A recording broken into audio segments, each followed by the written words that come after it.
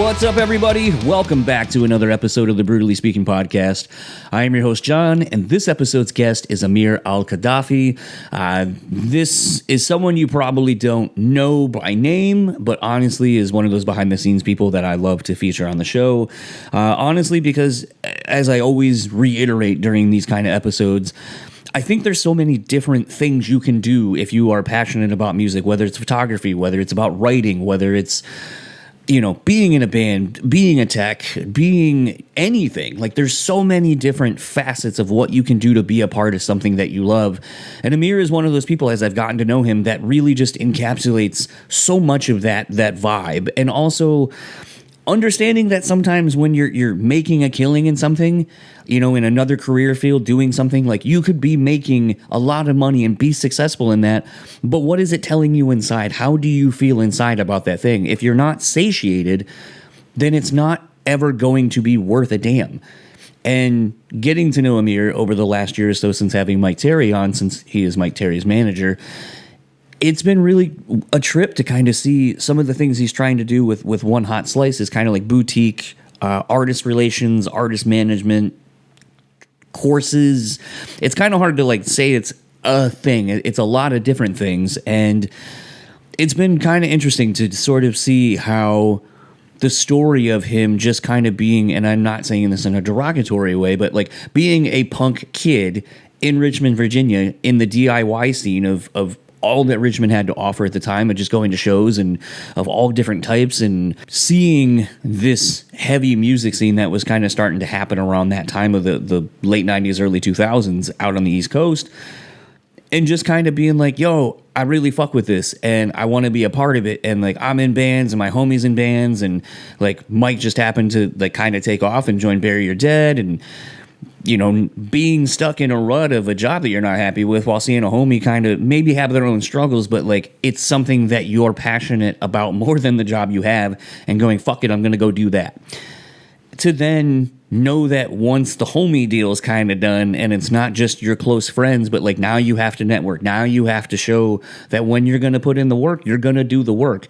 And the music industry, as I have learned in the 15-ish years or so that I've been in it in different facets, this industry is so fucking small that once you kind of start getting to know a few people in different spaces, that's kind of game over. If you're a dick, no one's going to want to work with you, and the word will spread that you suck.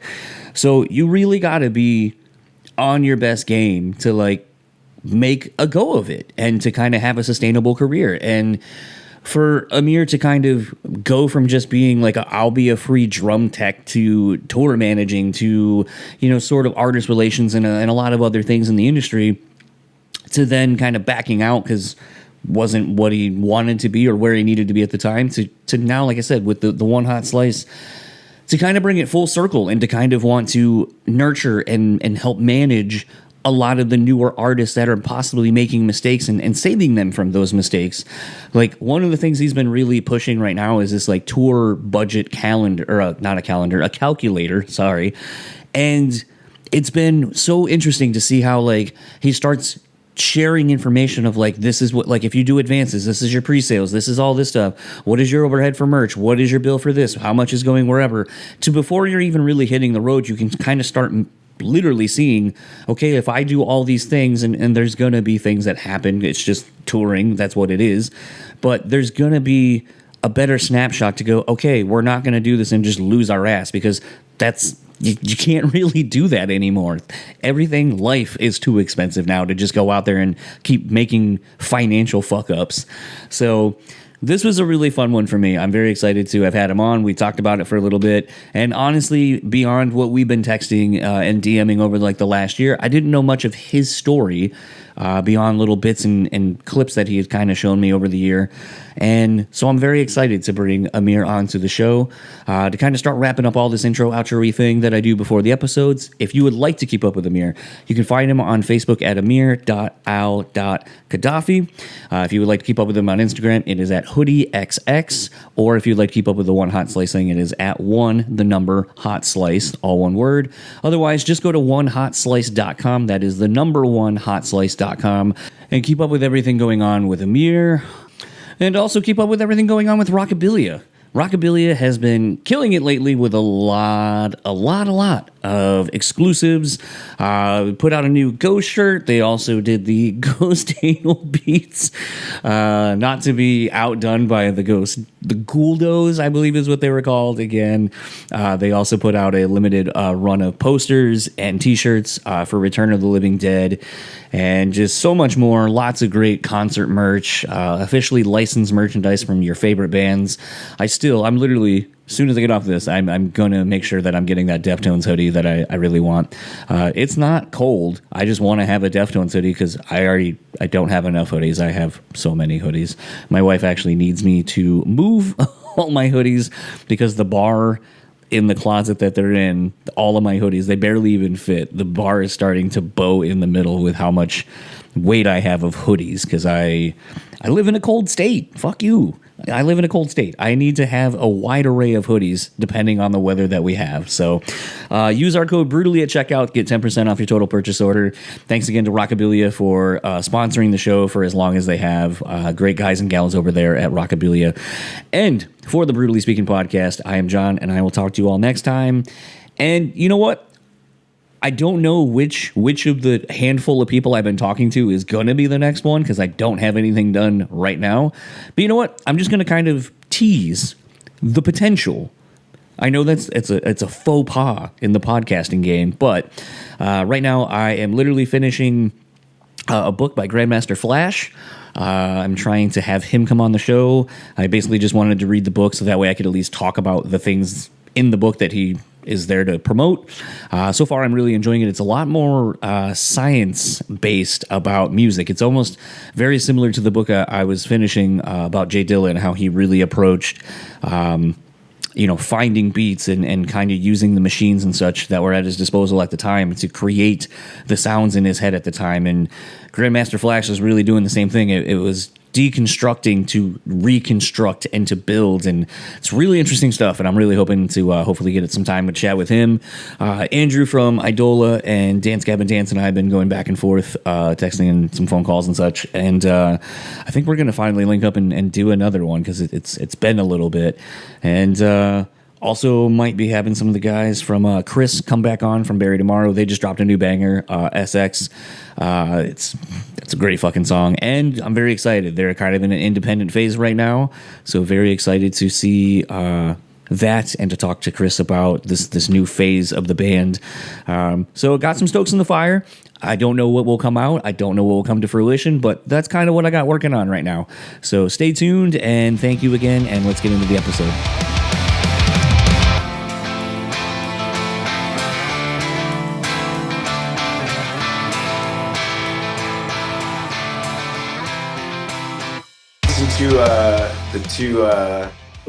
The two Myke, Terry, Bury Your Dead albums back to back just now for the first time in a very long time.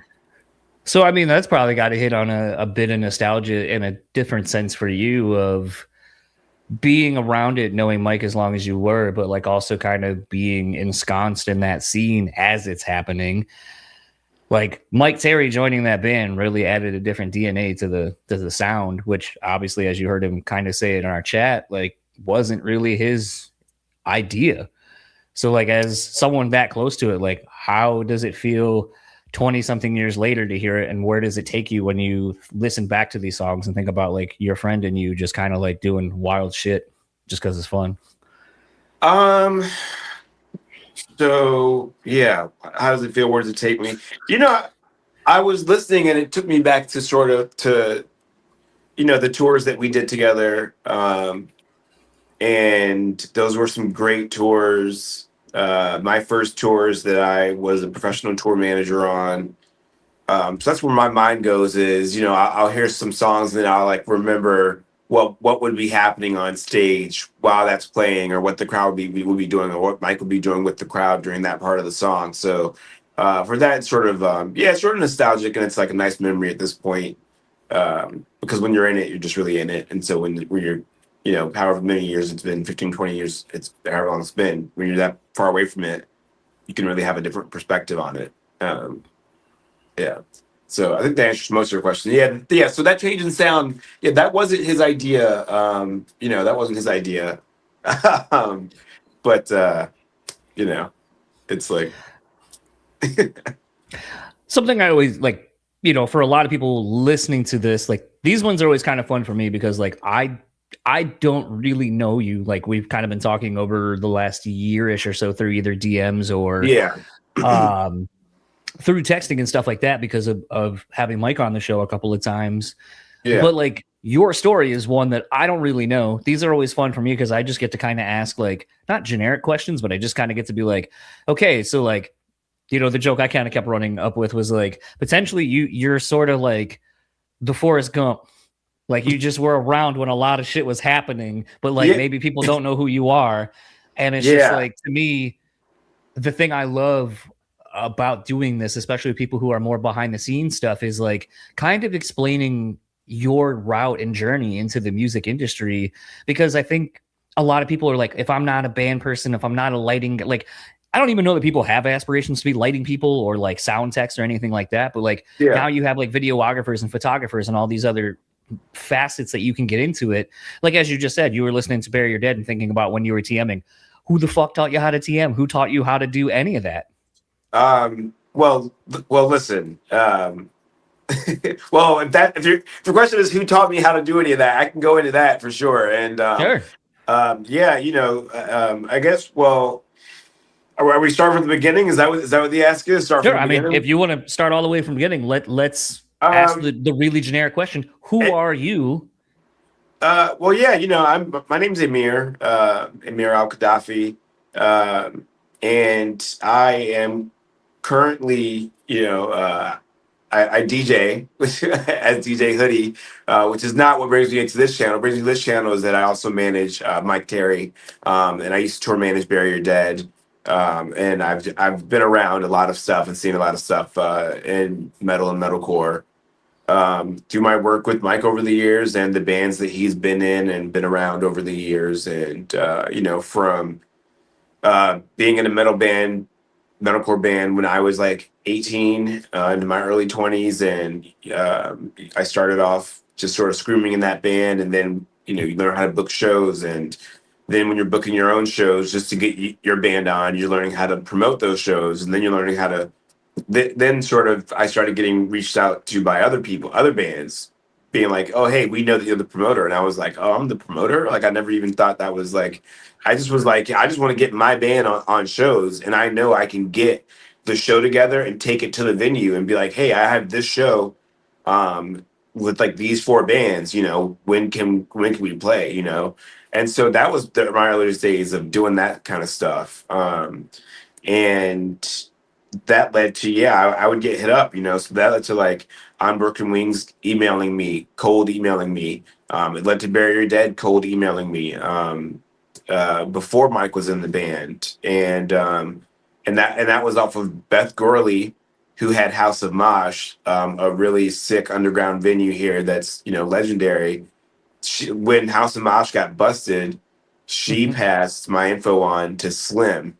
Um, or it may have been Mark. I think it was Slim who emailed me originally. So, that's sort of how that happened. And then as I booked these other bands and made relationships with these bands, it's like, all right, cool, they're in town now. Well, we're gonna go hang out with them and show them a good time, or whatever. If they need to shower, they need a place to crash, make accommodations for them. And that's just sort of was part of the scene I was in. It wasn't like transactional or business. It was just like, all right, cool. Like now you're the boys. Now we're homies. So out of that, I grew a lot of actual relationships with folks. With like the Death to Fall guys, with the Bury Your Dead guys, Broken Wings guys, Black My Heart, like a lot of the Boston guys. I knew like some of the guys from Florida, Evergreen Terrace guys, and so on. So just sort of being in the scene that way is how this happened for me, and I didn't really plan it. Um, so I'll fast forward to I was, so yeah, like I was in a local band, and Myke obviously was in a local band, and so that's how I knew him. And so then some years passed, and we end up living together. His roommate moved out of his place. I move in, Um, and at this point, he's in Barrier Dead.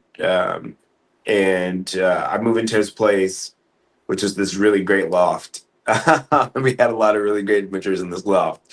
But I move in there, and at the time I was working at so I was selling cell phones, and I just was sort of getting burned out on it. And I remember like I wanted to take a vacation. So this one year I took a vacation. The vacation was just hopping on tour with Myke. I hopped on tour with Myke, and it was the Victory Tour, like 2000 and man, like 7 or 8.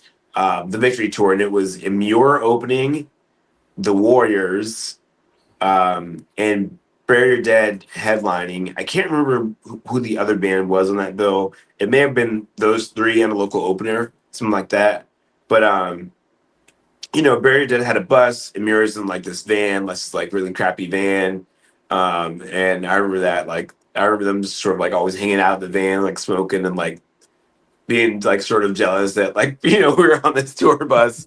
But yeah, so I came out and like I didn't realize Myke hadn't told the band I was coming. So I just came out and was like, "Yo, like, what's up? I'm Myke's like homie, Like at the time, I'm just Myke's homie. That's like we lived together, and I was just his dog. Like we're from the same town, from the same scene. We'd worked together at that point. Like he talks about working in the kitchen with you. Me and him worked in one of those same kitchens together. So so we were just homies. So I come out and I want to take a break from work. So, but I was just like wilding, like. I just on tour to party, like yo, straight up, like I just wanted to party. But when I was out there, I did notice how their TM Johnson, who's now a legend in the game, a legend in the TM game, shout out Johnson. I did notice how he was working and how like methodical he was, and how detail oriented he was, and how focused, and how he was able to manage a lot of tasks at once. And I thought that was really sick. I really liked that aspect of the of the experience, right? Like I hadn't quite seen that yet at that level. I had been in a band, and I traveled with my band. I had been on tour before. I had actually been on tour before with Unbroken Wings and Black My Heart. That was the first. That was the first tour I ever went on was with those guys, and also in Remembrance. That was the Nick Sucks 2004 tour. Shout out Nick. Shout out IR. Shout out all the Boston guys.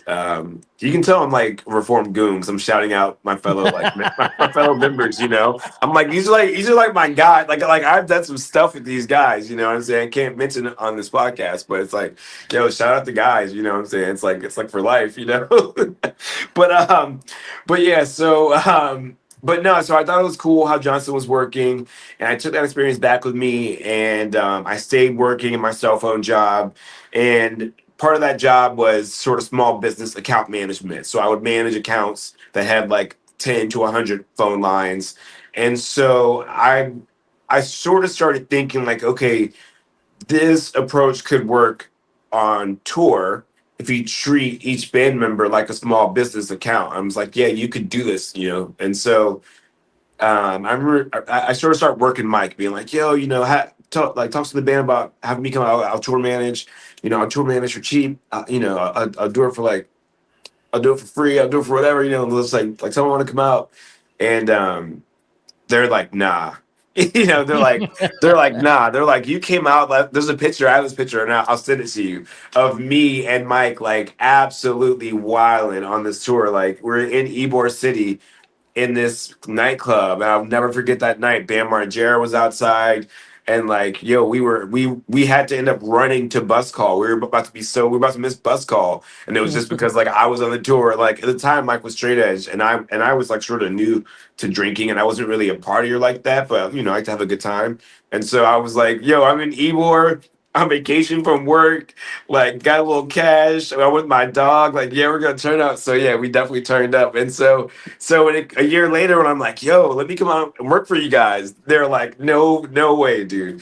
So I actually convinced them, and they didn't let me come on and tour manage, but they let me come on and drum tech. And they're like, "Yo, you can come drum tech for free," and I was just like, "I'll take it," like I'll take it. And so that's what I did. I came out and drum tech for free, and it was not easy. and because there was this hesitancy to bring me on, and because I was Myke's friend, I had to sort of prove that I could work, do the work, and not fuck up. And they didn't really want me on the tour. They had sort of relented and been like, okay, that was how they related to me. That was how like I was made to feel, And Hmm. so I was always like paranoid about doing the wrong thing, getting sent home. And they'd be like, "We'll send you home, man." Like they just tell you, like, "You fuck up, we'll send you home, dude. We don't care. Like you can go home." And so it's just like I would be so stressed on this tour, like trying my best to like, you know, learn what's going on and work hard and like not fuck up and get the hang of things. So that was my entry into working for that band for Bury Dead on tour, and that was how that journey started. And when it ended, I was tour managing them on an arena tour. You know what I Hmm. mean? So like, it was I got thrown into the fire, and I really learned really quickly. So. It was definitely a very rough experience, but it was just really transformative for me. And it was the start of me being like, yeah, I got the touring bug, and I stayed on tour for about 3 years after that with various other bands. So, I mean, one of the first things that sticks out to me is sort of the duality of it, what you think it is versus what it really is. And I think that's kind of what starts separating those that are able to carve out something. And it doesn't even need to be a career in music. It can really be anything, anything that you're passionate about that goes from a hobby to more of a full on commitment. Yeah. And what's interesting is to hear how I'm really guessing here, but I'm going to say you're probably either late teens, early 20s at this point when you're touring. Well, you're a drinking age, so got to be like 21 ish. Well, I was, I think that I turned 25 on tour. Okay, so you're still Yep. early 20s. Yeah, yeah. So So I think I started touring. I think I was like 24, just about to turn 25. So where is I mean, you kind of walk through it, but like, is there a moment that you can think of where like you pinpoint where you're like, I want to do that thing, but I don't want to fuck off and it's not like a vacation for all times. It's a viable option if I want it to be some sort of a job, maybe not a career yet, but something I can do where this is my job versus something maybe that I'm not satiated with at home. What do you recall that moment? Um, I don't necessarily recall that moment, but I think with once I saw how there was a different level Hmm. from like the DIY hardcore scene that I grew up in, hardcore metalcore scene that I grew up in, that I started out working in, and then sort of the next level up from that, which is where Bury Your Dead was, the kind of shows they were playing. So where they're like the headliners on the local show, and then they're maybe like the opener on like the big rock show or something like that. And so then it becomes more professional and more systematic. And so once I realized, oh, there's an industry around this. These are skilled workers. There are jobs. I sort of started leaning into that. So I can't tell you at what point, but I can tell you that living with Myke Terry and being his friend, and so when we started living together, he took off. He was taking off as far as like the Bury Dead stuff, and I think I told you this a few weeks ago, but he actually asked me when they asked him to join. He asked me what should I do, and I was like, Yeah. yeah, this is like a great opportunity. We talked about it. I was like, yeah, you got to do it. And so I just, in my experience with like hanging out with him, coming to his shows, seeing behind the scenes, going on that one tour and seeing how Johnson worked, and then being really interested and involved and asking a lot of questions after that.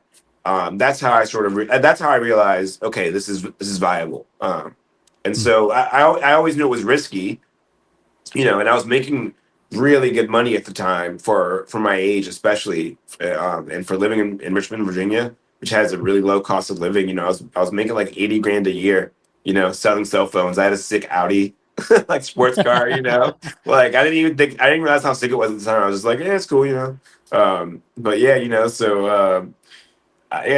I gave all that up, knowing I'm getting burnt out on this sales thing, and I'm really into this touring thing, and I want to give it a shot. So it was just a slow process, and then sort of as I learned more and as I got more burnt out on my job, it sort of just made more sense for me to try to give it a shot. It's funny. I don't think I've told you this because I didn't know that you worked for a cell phone company back then. Oh yeah. But I used to work for T-Mobile back in the early 2000s. Back when they weren't popular because they had the world and they were just starting to try to figure out how to get into the US. Yeah. And a lot of people were like, yo, this company's jank. And I'm like, well, everywhere else, they're actually the best. They're just I know. Deutsche Telekom, baby. Deutsche Telekom. And so it was interesting kind of thinking about, as you were saying that, like kind of going through my own trip of like, man, it was so wild because like there's so many things working in cell phones back then that like I feel like we're such a kind of a parallel between kind of getting into like music because it's like you got to sell something. You got to sell something that, no pun intended, you got to sell something that like at the time people didn't need. There wasn't a need or a want for it. Not like there is now. Internet was just kind of becoming a thing. Texting was just kind of becoming a thing. Yeah. So you had to really be good at selling something. And it's almost kind of like in a sense of like being in a band. How do you sell yourself? How do you get yourself out in front of people who objectively are gonna be like, nah, fuck that. I ain't listening. No. Like start asking people questions just to try to start breaking the ice and doing all that. And they're like, no.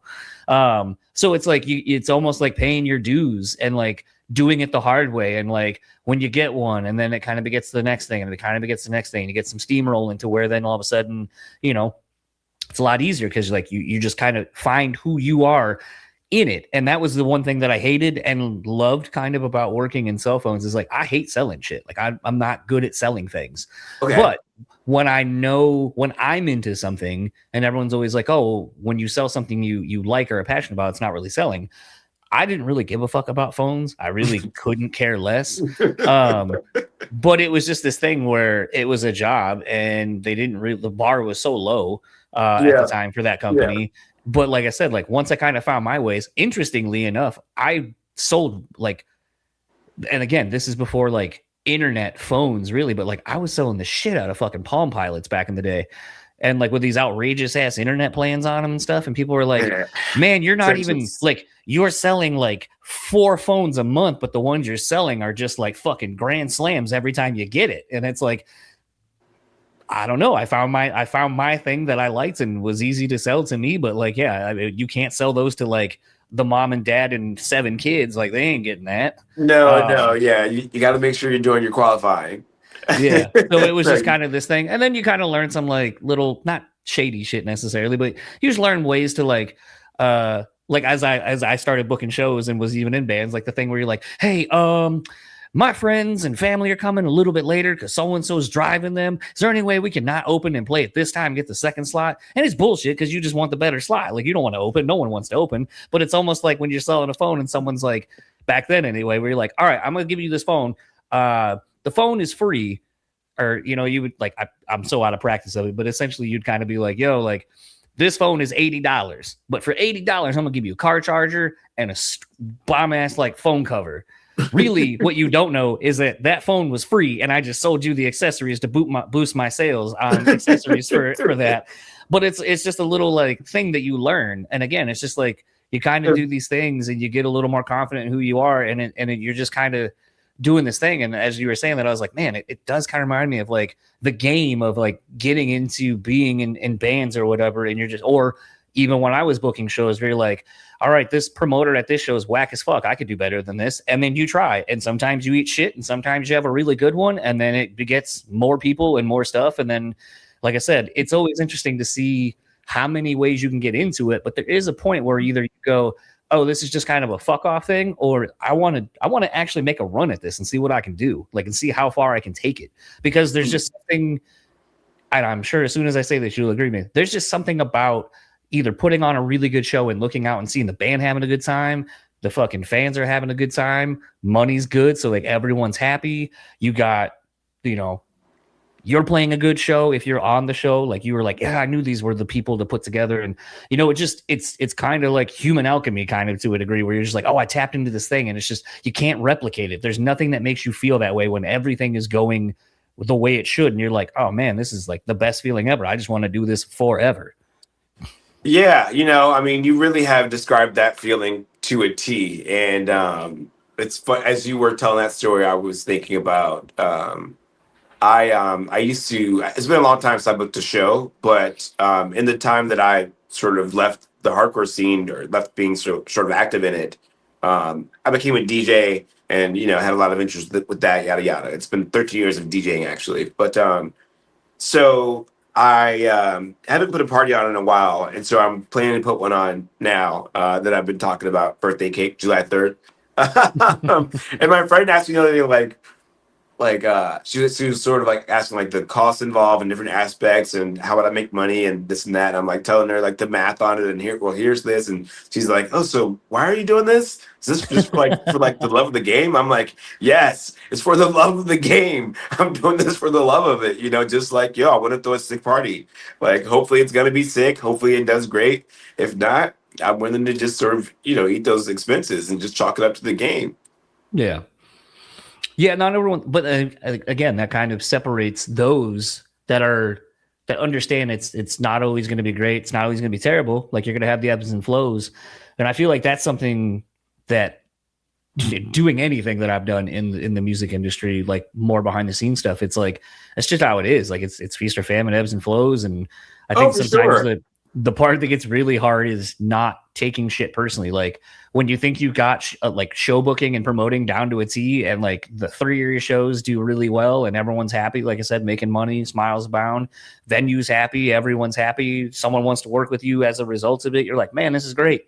And then there's like the next show where like 17 people show up and you're going to the ATM and paying shit out of your pocket and you're like, why the fuck do I do this? Yeah, oof, that is such a brutal game. It's yeah, and it's you know, I mean the party and event space is the same. You know, it's why I stopped doing parties. I did 3 in a row, and it was just like, all right, this was like it was 3 that I could independently fund, so it didn't matter if they made money or lost money. Um, but so they didn't do great. So I was like, all right, we're gonna take a break from these for a while. So. You know, it's God bless the promoters. God bless the promoters. I do not miss the game anymore. I just feel like it's changed. Like, and I guess kind of maybe we can. It's kind of something I wanted to pick your brain about. Is just given how wide-reaching what you do and what you've done is. How like. We'll say like 2 decades ish, like 15 years, 2 decades now at this point. Is it wild to you to think what you were able to accomplish without like, because I feel like it's more gatekeeping now somehow, even though I felt like a lot of that shit was gate kept back then because the internet didn't exist and you really had to like kind of like that ask a punk to go to a show. Like you got to know someone to go to the show. It used to feel like that back then. Like anything you wanted to do, you had to like go find someone that was willing to bestow any kind of tribal knowledge onto you. And then you had to kind of figure it out yourself. Whereas now I feel like there's fucking books at Barnes and Noble on like how to do almost anything you want to do for dummies. And it's like, I don't know. I feel like it would be so hard to figure out how to get into something now because it just feels so oversaturated in some senses. Yeah. Like, how do you feel about that? As far as like, getting into, I guess, any like local scene or like anything really, like how would I, you know, I think it's like younger guys. Sorry to cut you off. Younger people now, like when you see like events going on and stuff like that,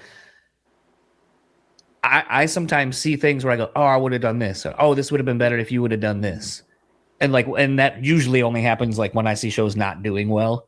And I'm like, oh, all I ever saw was a Facebook event. Like no one actually like went to the shows to promote it. No one had flyers anywhere. Like the old school ways that we used to do. And a lot of people are just like, well, I don't like why print off flyers? Why like everyone's online? Just keep spamming the event online. It's like, that's not it.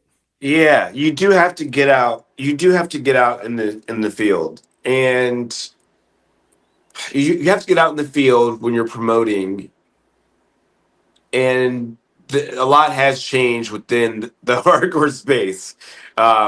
Since I was a full in it participant, and so I have opinions on that, but I think COVID and the internet and TikTok and all that stuff, I think it impacted hardcore in a lot of ways, and I think it led to less gatekeeping, or maybe not so much less gatekeeping, but more of like you're seeing you're getting an insight to a scene that you would have never seen before, or you're seeing so much more of it, Hmm. different aspects of that scene via social media, and so yeah, I mean, for me, like finding images of a hardcore show was like difficult back then. Hmm. Like you had to go find a zine, or like, yeah, there was the internet, but there wasn't like a lot of content around hardcore shows on the internet. Maybe someone went and had a camera, and then they could upload like a digital album, but that's sort of getting later into the stage. That's into like the mid 2000s, photo bucket style. But Yeah. my first show was in like, I think it was like 2000, 2001. Um, but so sorry, I tend to ramble. Pretty good. But yeah, make sure I'm staying on point. It has changed a lot. I won't say if it's for the better or the worse, because I think that's sort of not for me to say as someone Hmm. that's at this stage of being a fan of hardcore music. I do think that from what I can see, there are some positive aspects, positive change. When I was first getting in it, it was really rough. It was just rough, and like if you weren't in a crew, like you were gonna be getting fucked with. If no one knew you, if you just showed up and you weren't in a crew, or like no one like endorsed you, you weren't friends with anybody. Oh yeah, like not like if you showed up and you started moshing, oh yeah, you're gonna get fucked with for sure. Like, and so that was one of the rules that I broke coming in, because I was like, yo, no one's gonna fucking tell me I can't mosh. Like, I'm here for this music. I've been waiting so long to go to my first show. And like I remember like a couple of my homies in school, they were going to shows as well, but they were like my only connection to the hardcore scene was just like talking to my friends who were allowed to go to shows and I wasn't yet. But meanwhile, I'm listening to like all the music at home, like imagining what the shows are like reading whatever I could read, whatever books I could find about hardcore, like early hardcore, whatever. And yeah, so finally, like, yeah, I finally got to go to a show, and my boy was like, "Yo, you can't mosh, just chill out." And I was just like, "Nah." Just like nah, like I'm from the city too. Like I've been waiting to like be at a show. Like I love this fucking music. Like I'm here. And yeah, I definitely got blasted. Like I got fucking. Yo, you thought this was a good story, a positive story? Well, I stood up for myself. No, I stood up for myself, then I got blasted, and then I crewed up shortly after that, and I rarely got blasted again. Let me tell you. So, but my point is, I'm glad kids aren't having that experience. Like I'm glad people aren't really having that experience. I don't want and then if I start pontificating on fucking hardcore and stuff, I'm the old guy doing that, so I always want to avoid that. So I'm gonna say I'm glad that no one's getting fucking blasted in the face for daring to mosh. Or I guess they are if you're wearing a fucking banana costume. You're getting blasted in the face for That daring to one. mosh. I I have kind of like I've been slightly trepidatious in how I want to approach this because I feel like there's ways that this can be taken, but to me there's just this kind of level of, and I think if you've listened to the show, like this is multi-layered for me. So like I grew up out east initially, but I moved Yeah, away. yeah, because you're from Delaware. Jersey, Delaware. Delaware. That's right. That's right. That's right. Yeah. Yeah, I mean, yeah. But Sorry, like, I keep doing that to you. By the way, I keep going no, you're good. Jersey, but it's same Yeah. area for me. I'm from Virginia, so it's like, So my thing is that like when I moved away, it was like 96, like late 95, 96. We moved here to Michigan. Internet's not a thing. So like culturally, a lot of music wasn't here in Michigan that I was starting to get into back home that Yeah. people were bringing from, some people are like, I had friends that would go to Baltimore. I'd have friends that had family in Philly. I had friends that had family in Massachusetts, like, in Jersey. So like people were bringing all kinds of shit all over. Yeah. And that's kind of right around the same age, 11, 12, MTV's very popular, kind of segregated with like, you got MTV Raps, Headbangers Ball, alternative, like 120 minutes, all that stuff. Yeah. So, and 80s hair metal's on the way out, grunge is happening, Lollapalooza, like a lot of these just cultural big impactful things in music were happening at that time. And then I moved to a place where it's not. And it was just like a big culture shift. And then thinking as I've gotten more into hardcore and heavier music and stuff like that around kind of late 90s, early 2000s, and you really start realizing how regional it kind of was at the time. Like the stuff happening in California wasn't what was happening out in the East Coast. Yeah. Very much like hip hop and stuff like that. Like everything had its own regional tinge to it. So when I say this isn't to make it a race thing. It's a part of my thing. I just don't really have many examples of being able to talk about it openly between like you, Myke, and Doc, really Coil, that grew up out east, that were black, that were doing something that was in a predominantly white, like you guys were the minorities, literally and figuratively, of this scene from my perspective. And I wonder, like, like I said, God Forbid was just kind of starting to pop off around that. Bury Your Dead's got Mike Terry now. Myke was also in other bands that were kind of making some noise. Like you had Howard Jones, Blood Has Been Shed. Like you have people that are making a name as this scene's kind of starting to fucking pop off.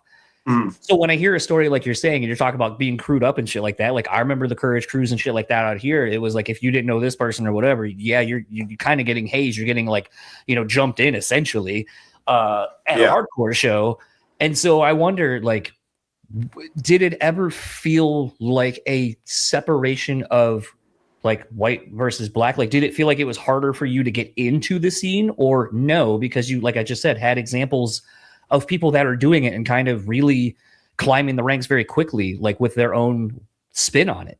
Like, what do you remember of that era and that time? Being that's a being in question. Richmond too. I feel like, because Myke said Richmond is a fucking hotbed of just a bunch of shit. So it's like, I feel like really you guys would have probably been more accepted, in my opinion, than maybe some other areas.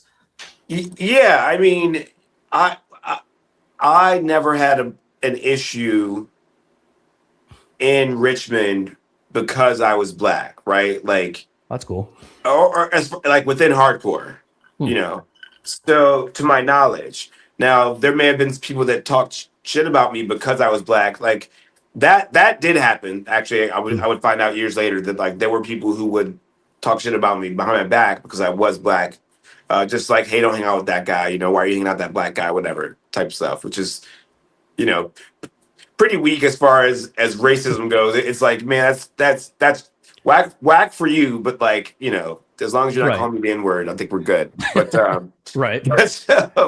So yeah, I never really had like an interaction that was like a clash because of race in Richmond in dealing with anything to do with the scene. I went to shows in like neighboring county and got called the N-word. I remember went to a show out there. We went to an insane show out there. It was like, oh man, This Present Darkness, which is the Pre-Cassius band. And then it was, oh my God, I'm blanking on the name of this band. Mike's gonna kill me. What is this band? Winter Solstice. Okay. Yeah. So I think it was either This Present Darkness, Winter Solstice, and was it Norma Jean? And it was like every band or like those three bands all had a song called "Bringing a Knife to a Gunfight," and they all played them. So yeah, we drove up from Richmond and we called it "Bringing a Knife to a Gunfight Fest" because like our boys playing, like TPD was playing, and yeah, we just showed up, me and my homeboy Jason. Jason Militia, shout out Jason Militia. My homeboy Avery, like maybe some other folks rolled up. And so there's like three of us that are black there, me, Avery, Jason. And man, back then we would just go really hard moshing. Like we're from like a hard scene. Like you went hard, you had to be hard, you would get hit, like whatever. And so we took that mentality to a neighboring county where there weren't that many black people. And so, one of them got hurt and got mad about it and was like they were blaming the wrong person. And yeah, then a few N words came out. I think we ended up being like, all right, we're gonna dip. We're gonna dip out of this county. Lynchburg, Virginia. We're like, yeah, we're not gonna stay around here. Yeah, it's just one of those, and not. But I mean, to your larger point, it wasn't difficult for me, and it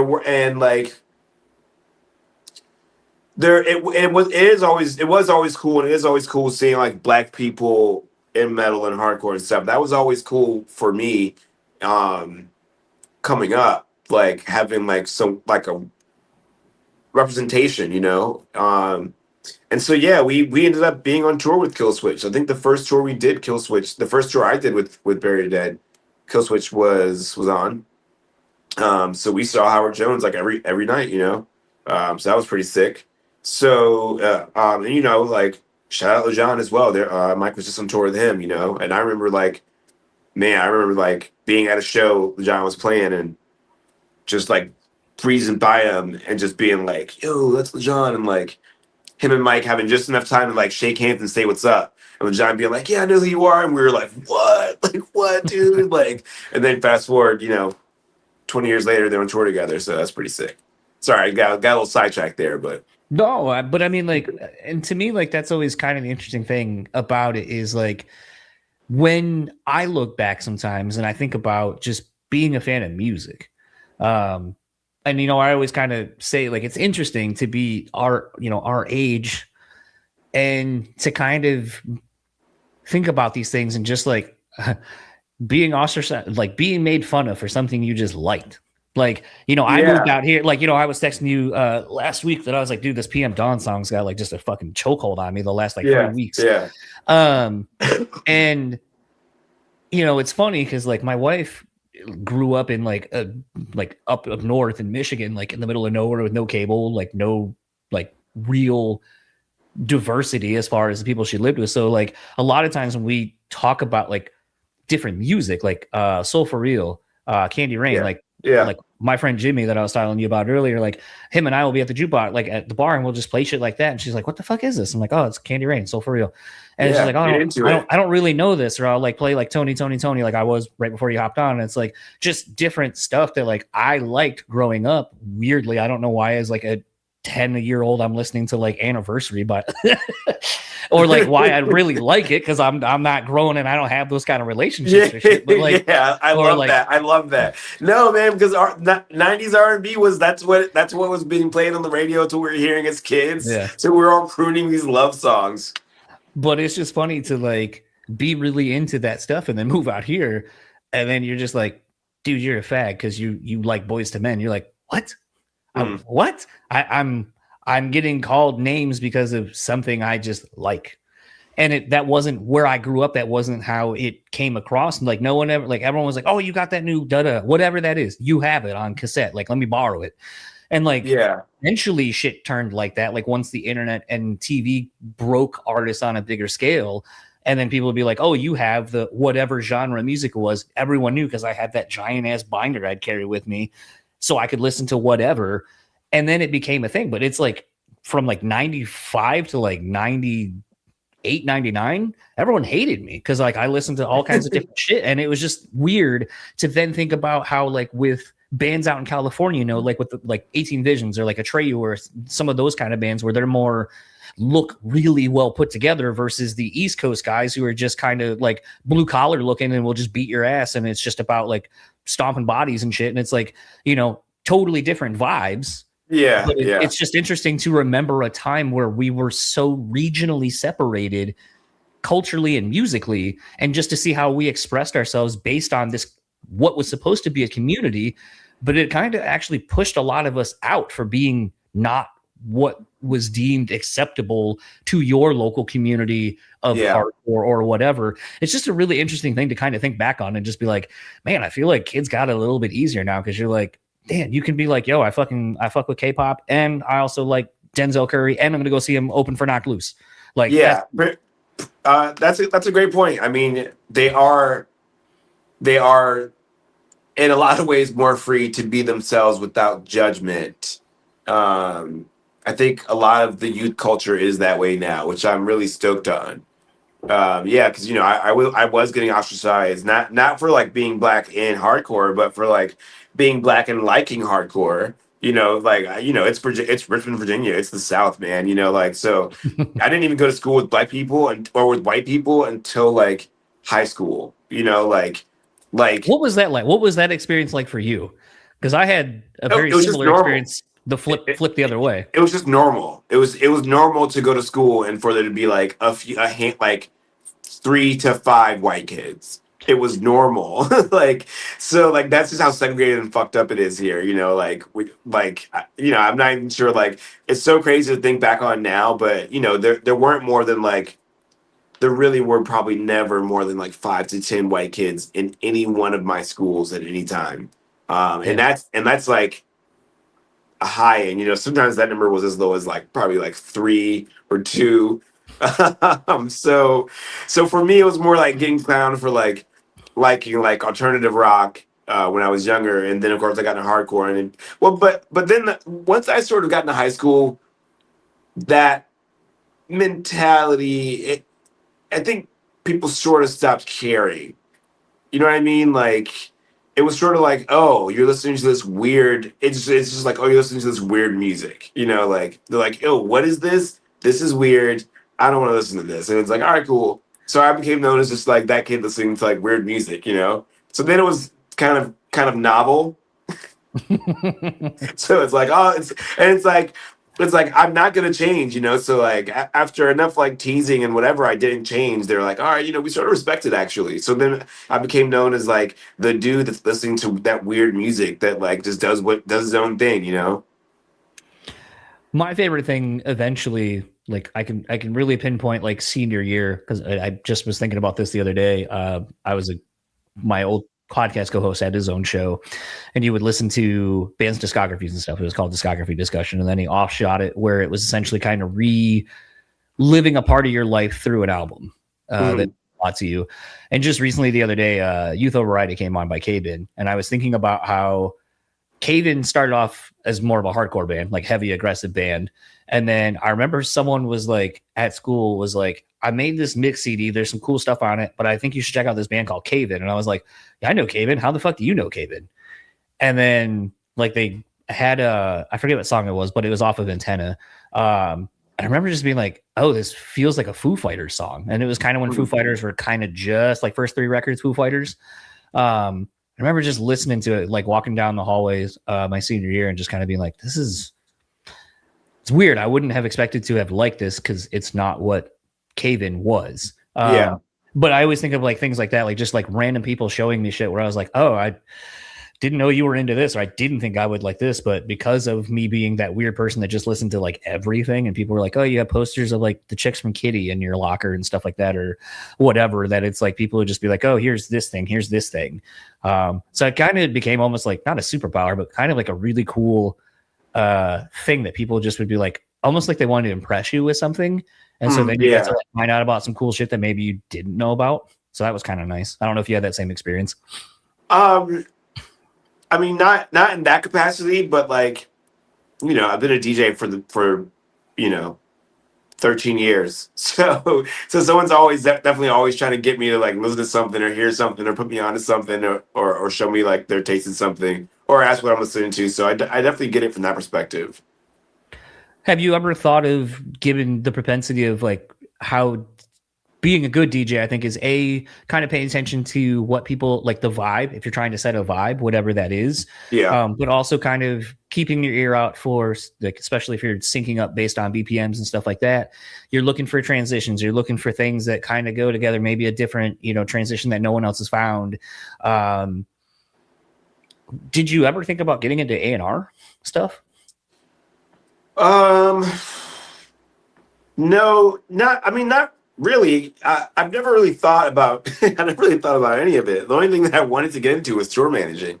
Tour managing is the only thing that I like wanted to do. That's not true.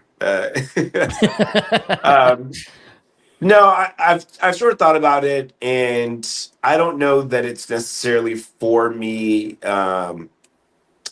I think the relationship I have now with like Myke, I get to give my input on a lot of his projects, and I hear a lot of stuff before it comes out, which is great. I'm sort of amazed. I was thinking about it the other day, like amazed that like I've heard everything he's done for the past like 20 years before anyone else heard it, you know? So like think about how much music that is. Like so so Plus the stuff that's not dropped too, I'm sure. but yeah, oh yeah, dude, I have it all. I got it all. So um sorry, so you now made myself laugh and I forgot where I was going with this.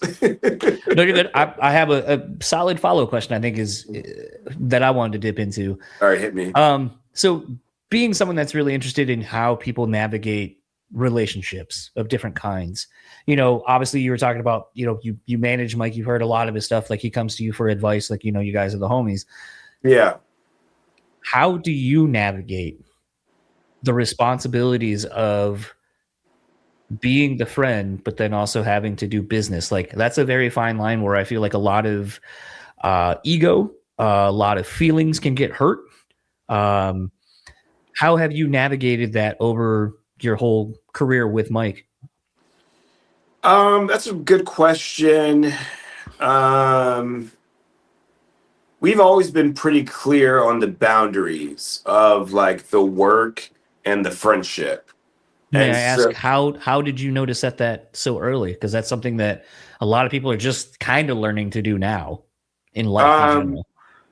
I think, you know, it was sort of practical reasons, right? Like when I was out with Bury Your Dead, he didn't want to be seen as giving me preferential treatment over any of the other crew.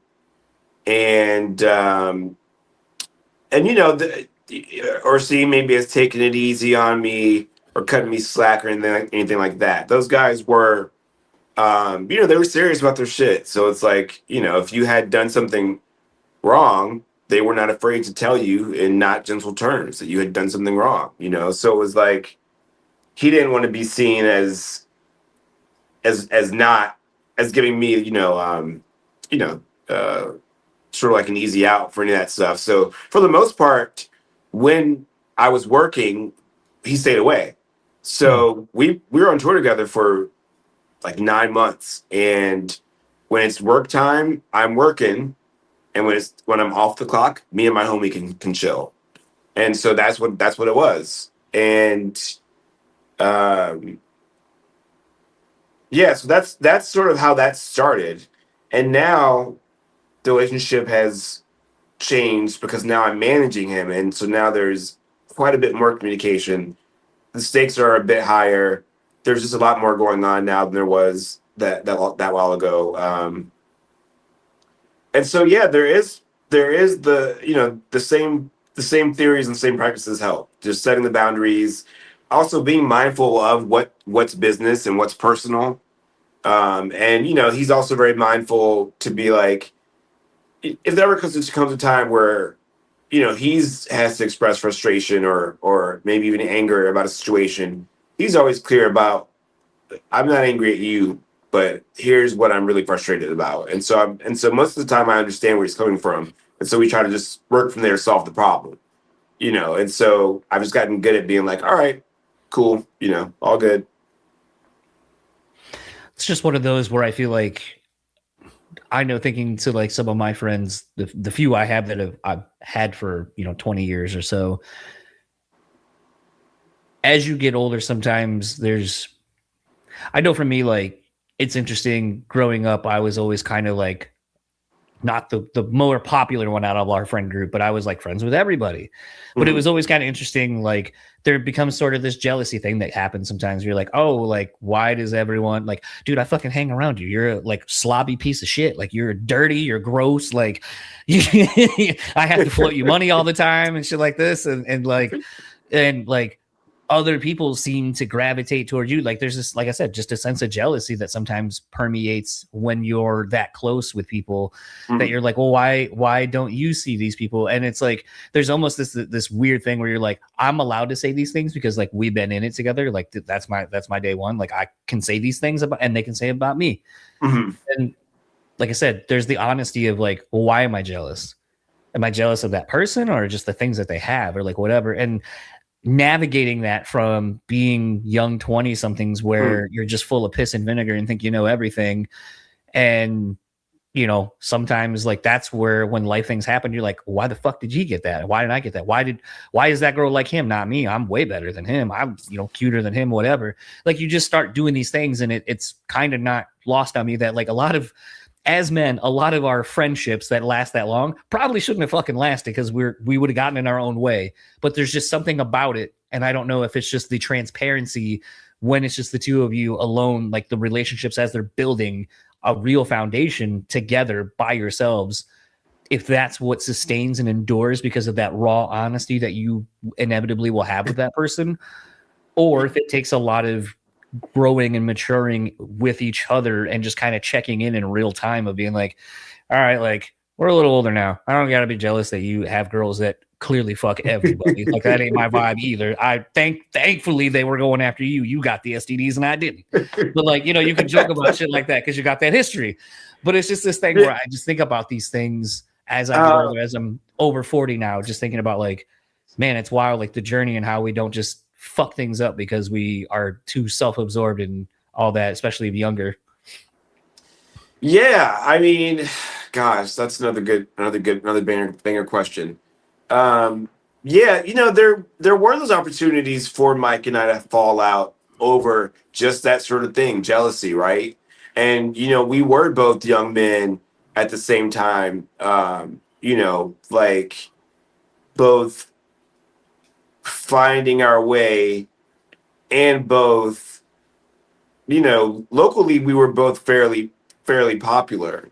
As far as once we got involved in our local scene, right? You know, he's in these bands that are doing great. I was in my band and I was hanging out with these guys that were known and you know whatever. I was in the mix in certain ways, and so locally we're like equal, we're like as well known, you know, as each other. And so he started to take off, which is, you know, great. You obviously want to see your homie take off. I mean, literally, like I got him the job. We were working at Levi's, and he got his allotment. I've been there for a while, and he got hit, and I got him the job there. And he got his like $100 allotment of clothes. Like, you know, they give you like $100 or whatever to shop with, so you can have clothes from there to wear on shift. So he shots, gets his clothes, and then he dipped. And so he calls me and he's like, "Yo, bro," he's like, "Yo, I had this opportunity," and I'm like, "Yeah, like what?" Like, you know, we talking through, and I'm like, "What's up?" And yeah, you know, one of the points was like, well, he's like, "Well, I don't want to bail on you. You got me this job. I don't know. I don't want to make you look bad, you know." And I was like, "Dog, I'm like not worried about that at all. Like, just go. Like, you got to do this thing, you know. Like, Very Dead wants you to come sing for them, man. Like, go do it." So, um, you know, that's just anyway a little fun me and Mike's side story, backstory. But um, the jealousy thing is like you have to really remember what the goal is, right? And so, from a very sort of from early on with me and Mike's, when we decided we would like work together, it was when I was first getting involved with business and learning business stuff, and it was when Barry Dead needed more help in some certain aspects, and then when Mike started needing help in certain aspects.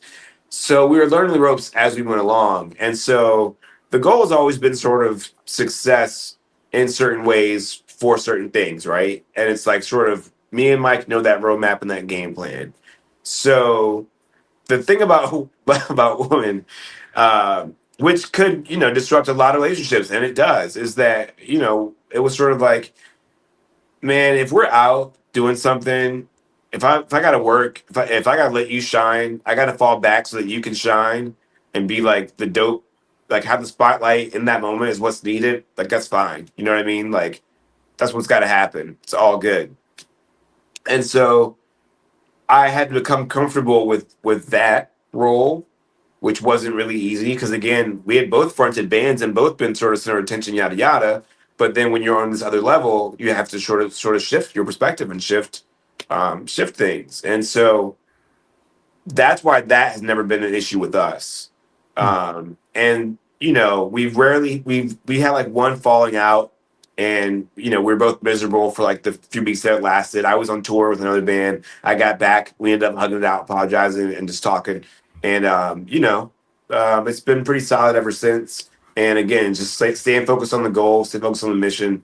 It's pretty solid way to keep on track. What is, given the fact that you've been involved in so many facets of things in the music industry, for like you have between booking shows, DJing, tour managing. What are some challenges? I was also an agent most recently. Okay. Before I quit that job. What are some challenges now that you feel artists face now versus back when you were coming up? Like, what are some big differences and maybe some strengths to each? Well, everything's more expensive. So that's just off the rip. That's straight up awful for everyone involved. Things are more expensive. Things are more fragmented. People have shorter attention spans. Those are the negatives, you know, and there's definitely plenty of negatives. And there's always been plenty of negatives. There's never been promised money in any of this. You know, it's like trying to win the lottery to make it to the big leagues and to somewhere where you're really financially stable. You know, from like, we're talking stardom, you know, forget superstardom, but we're talking stardom or just like rock star or just well known or whatever, you know. So for me, like that was never promised. So that's sort of like it's always going to be rough. You know what I mean? That shouldn't discourage anyone. I've been getting really bummed. Now I'm sidetracking really bad. I'm sidetracking really bad. I've been getting really bummed and all this content coming out about how hard it is to be in a band nowadays because it's always been hard, you know. And yeah, you have to know how to budget. You have to know how to do expenses. You have to know how to live within your means. You have to know how to do without certain things for your band. You have to know how to sacrifice for the band. You have to know how to put in for the band. It's always been that way. Having to have a job while you're in a band is fine. Like I don't know why everyone thinks they should only be in the band. It's like no one's really making enough money to do that. So like, yeah, you might have to like, like wash some dishes when you're home from off tour. Who cares? You know, get a chill job, smoke some weed out the back, and then like the rest of the time you're on tour. You like the whack job is the job that you do so you can do your real job. Your real job is being a musician. The other thing that you do when you're home from tours is what pays the bills in between. You know, Yeah. But so um, um, things that make it easier, obviously, man. Look, the technology. It's a lot easier with technology. And unfortunately, it is still a grind. Not unfortunately, I would say it's a grind. The grind has just transferred from doing it so much on the road, so much with practicing, so much with grinding physically that way. Now the grind has to be more smart and more business oriented and more, you know, from that phone. It's not just a phone. It's got to be something that you're running your business off of. And also, um, I think today's artists have way more knowledge. They have way more knowledge now than we had, um, you know, when I was coming up. Out of curiosity, you know, I mean, my new job now in the last like 6 months has been a desk job. So like, I'm not as active on social media shit as I used to be because I don't have as much time. Mhm. But I wonder, like, for as often as I feel like I see you with like 1Hotslice, like the various social medias that you have for the various things, how do you find, or what does your time not working look like?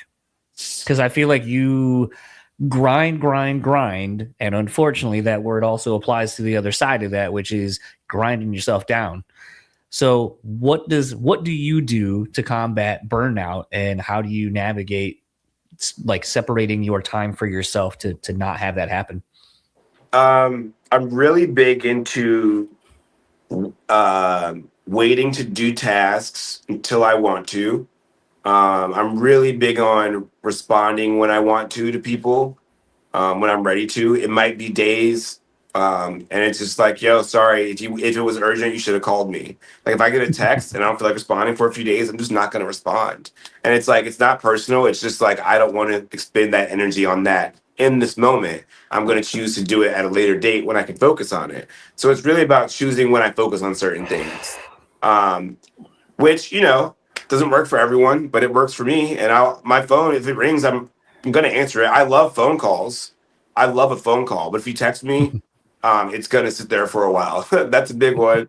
But no, but also like on a serious note, just I take time for myself. I make sure I'm doing things. I like to walk. I like to get my steps in. I like to walk down and get coffee. I just moved to a new place. This place. So now I can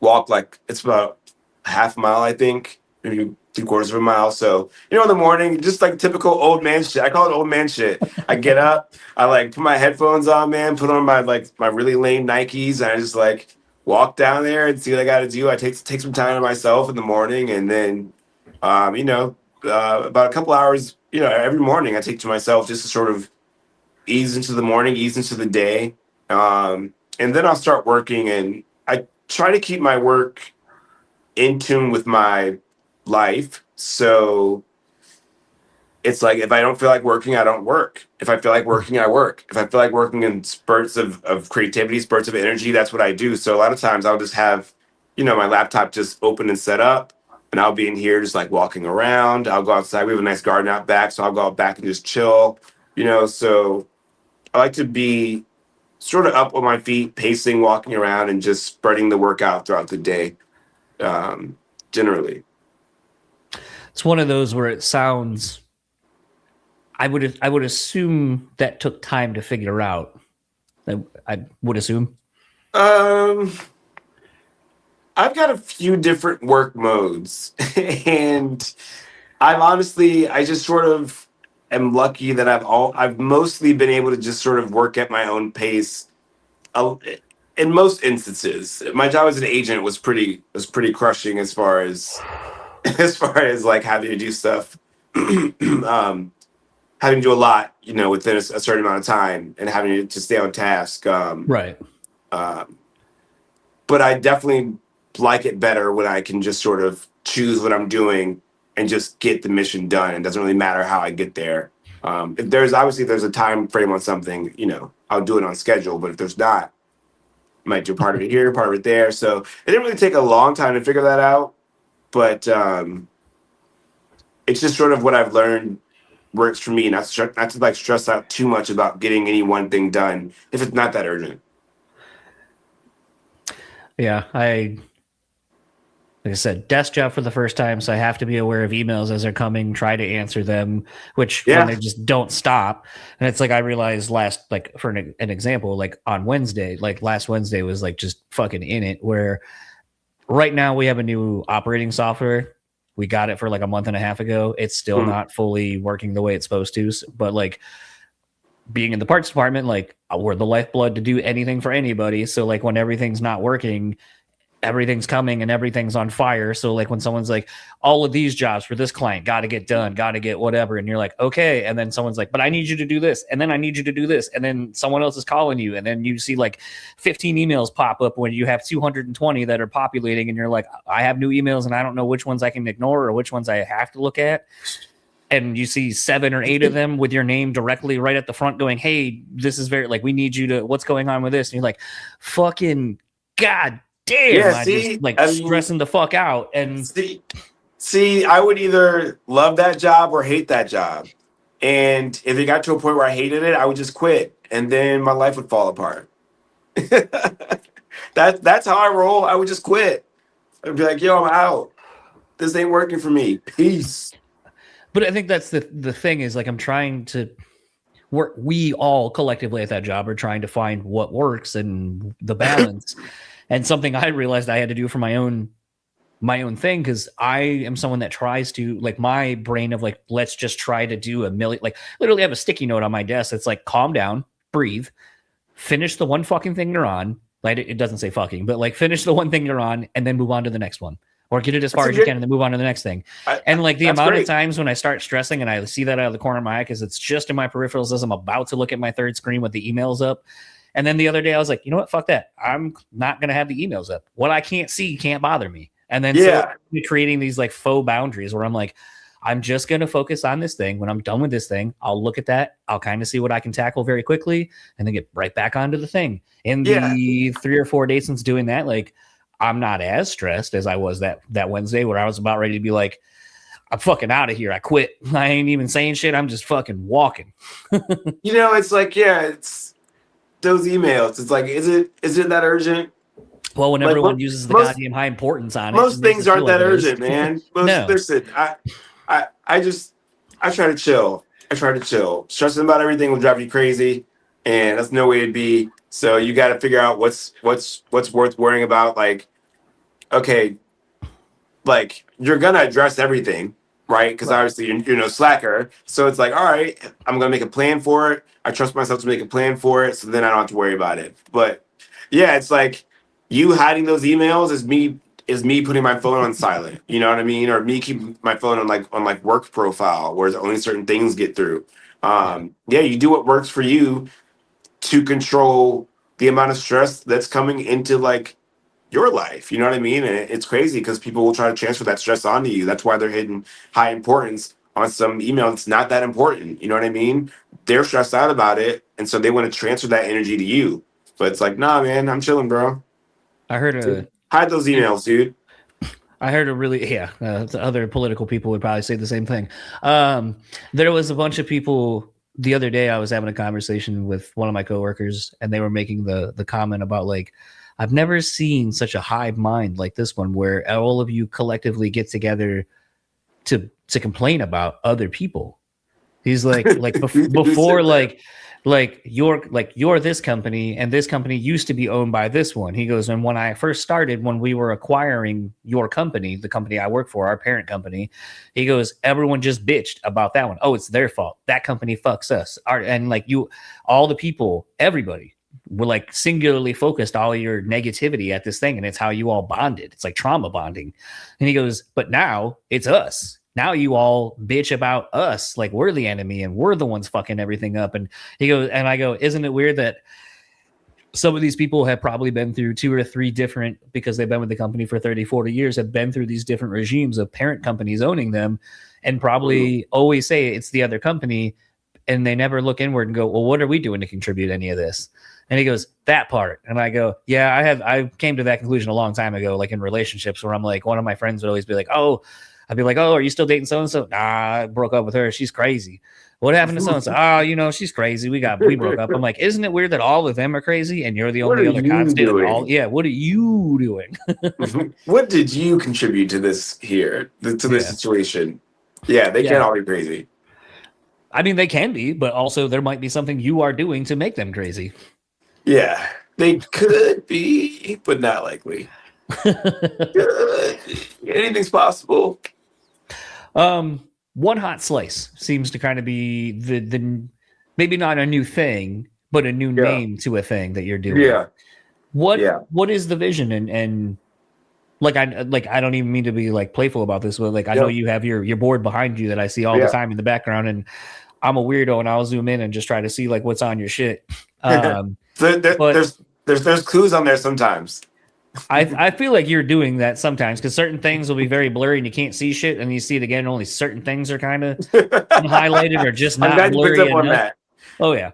And there's like unreleased volumes information on here. So let's see. I can't see it from this angle. Yeah, I know. And I had to check the angle earlier. There's definitely unreleased information about volumes on there.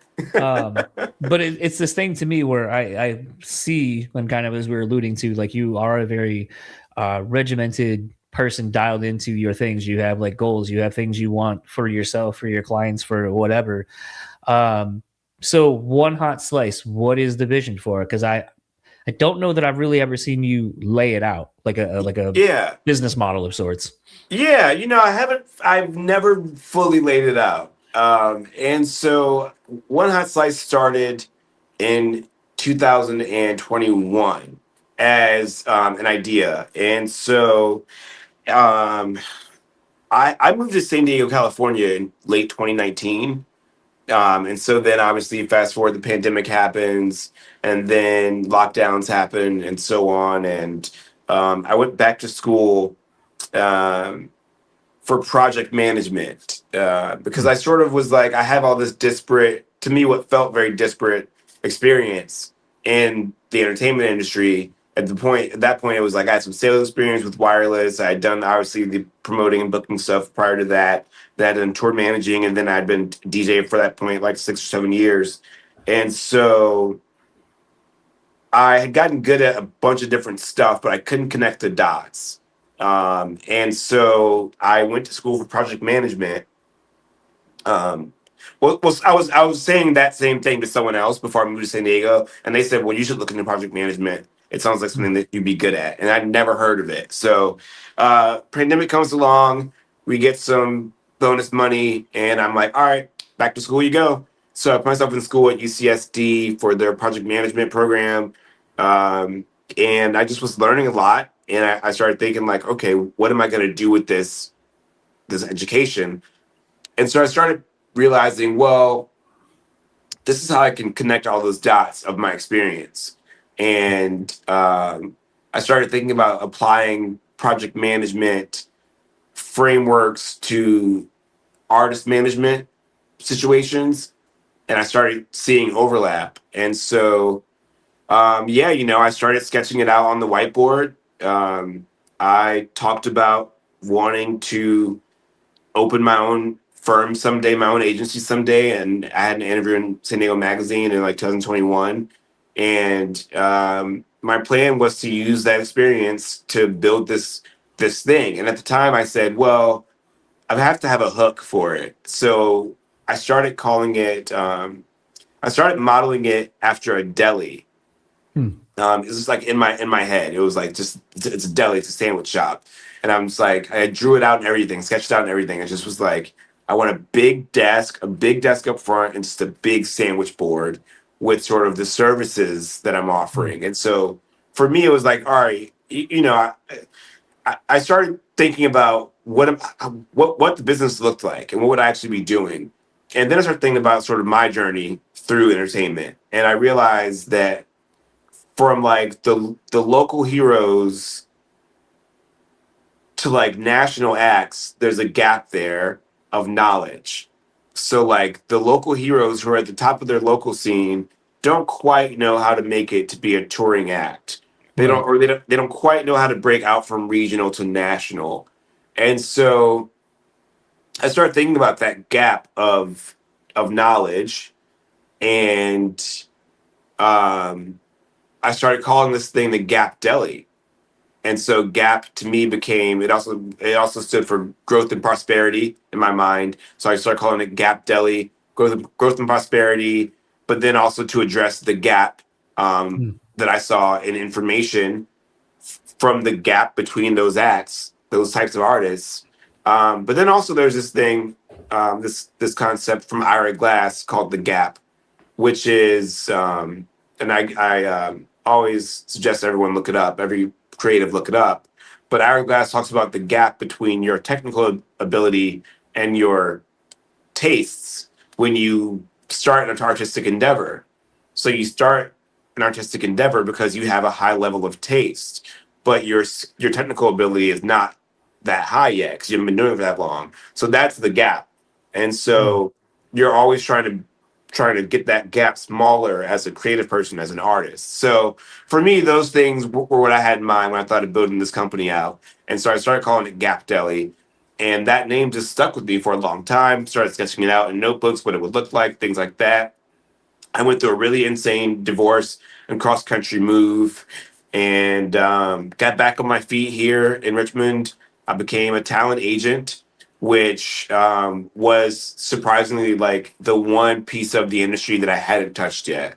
So I'd Hmm. done from booking shows, promoting shows, performing shows, tour managing shows, and then I had not been an agent. So I get this great, job as an agent, and then I was like, okay, cool. This is the final piece that I really need. The piece of experience I need to be able to start my own agency someday, my own firm, where I can cover all these bases and give these artists that are in that gap some knowledge and help them out.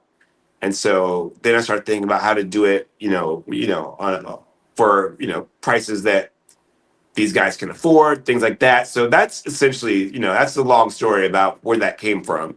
And so over time, I realized it worked better as what it is now. So that's where Hot Slice came from.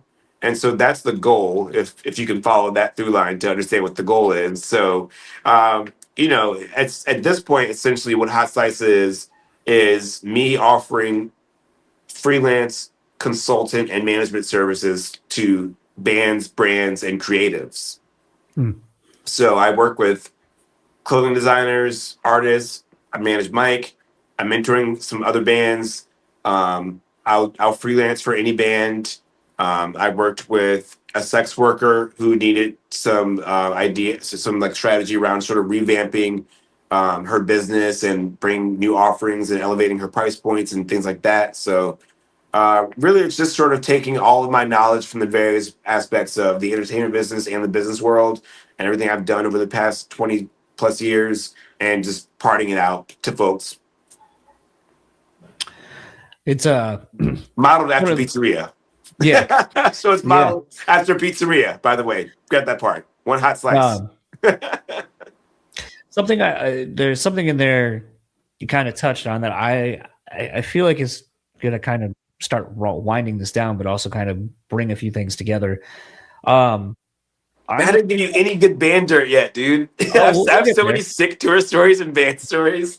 Well, you know me, I always go more of like the personal, like get into it kind of thing.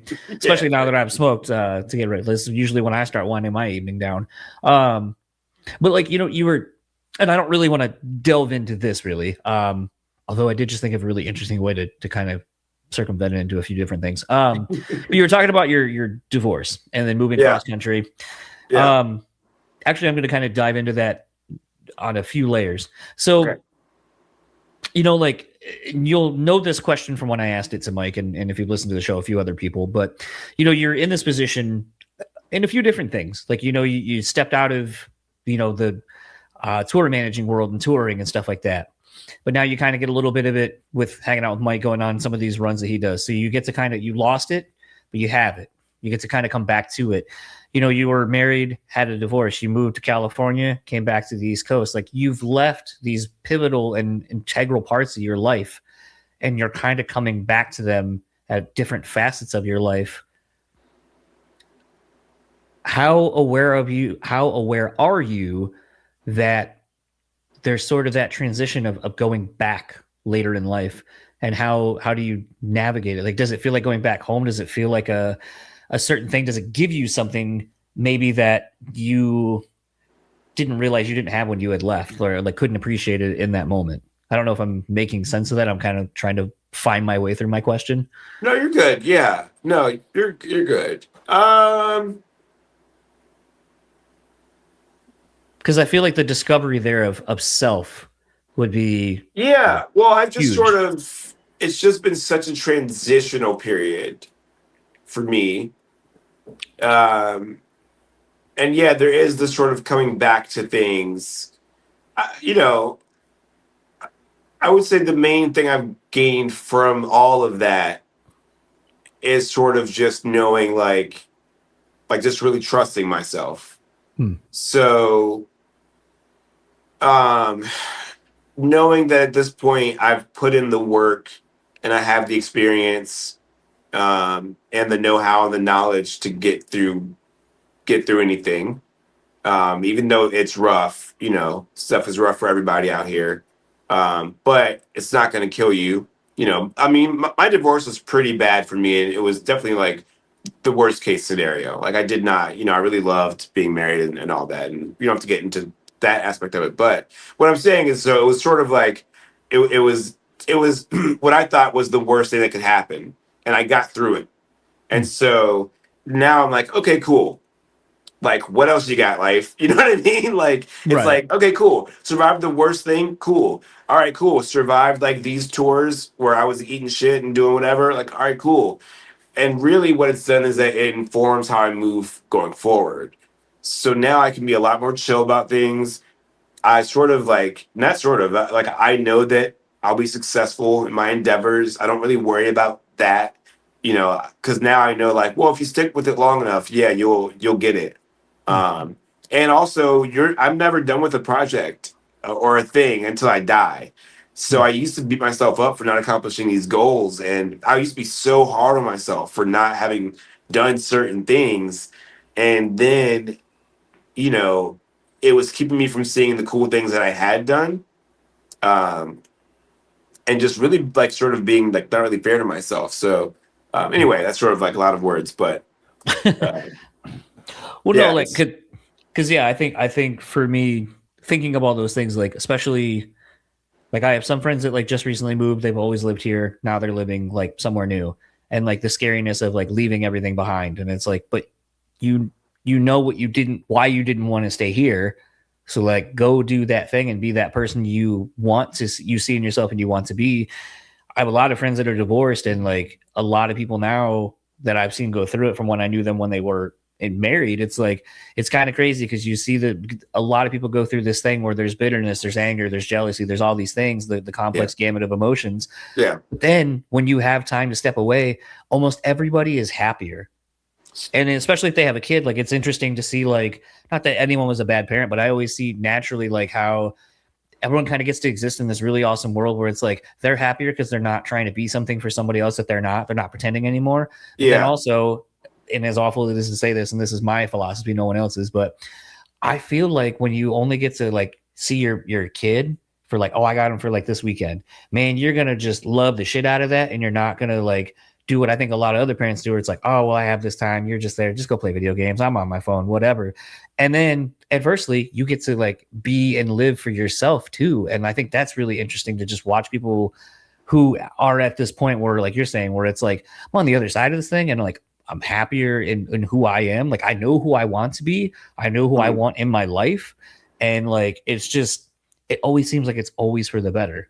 So I always just think like sharing that narrative sometimes, I think for people who maybe don't realize it, like loss or something hard may be good in the long term. Yeah, I mean, it. Yeah, Sorry. maybe good. Yeah, I sort of am coming back to the thought of like just yeah, it may not be good, but it definitely was meant to happen to you, and you will get through it, and then like it's like the only way out is through, there's that saying. I like to say you can do hard things because you've done hard things. So whenever I'm going to go through something difficult, I just go, all right, man, yeah, this sucks, but you can do things that suck. You've done it before, so you just sort of get stronger in that way. Man, did that answer the question? What was the question? Yeah, no, you're good. But this is where I actually wanted to go, because given kind of You have to edit out all the times I go, what was the question? no, that way people can see that like my questions aren't good, and I don't edit them to make people be like, No, they're good. that was a really good question. But I was gonna say, like, so typically, like, as someone who doesn't have kids, is not going to have kids, I always love talking to a lot of people about kids, because I think it is interesting to just see what they do and how you're able to tap into life kind of through their eyes.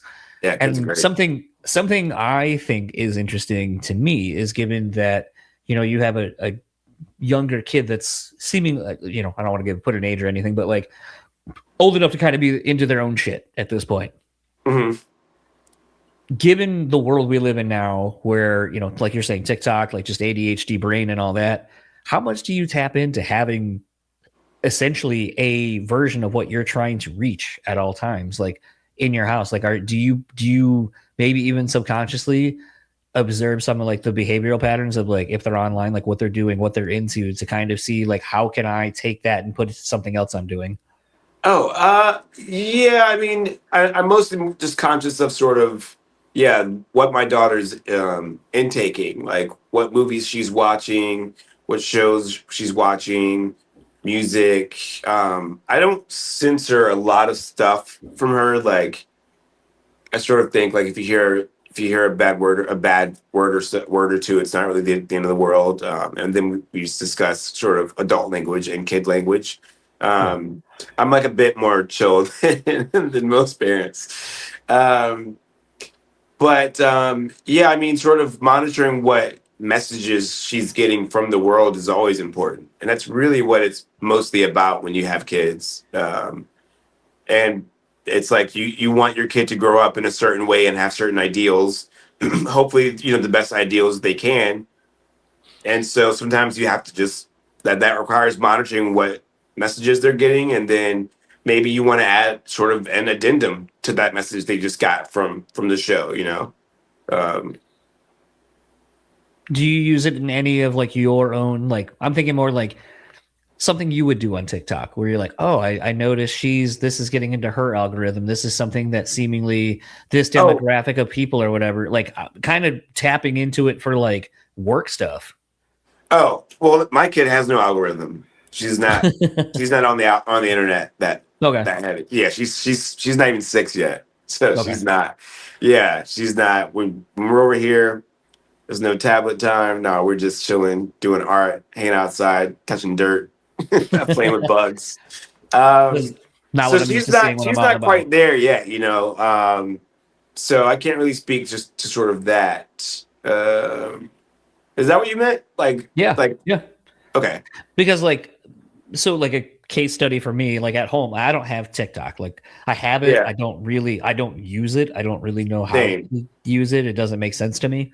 Um, It's hectic. it, yeah. And like, yeah. But it's interesting because like I just watch my wife and like all of her friends, my friends, just scrolling through. And like at one point they would always be like, oh, you should make clips like this. You should do this. You should do this.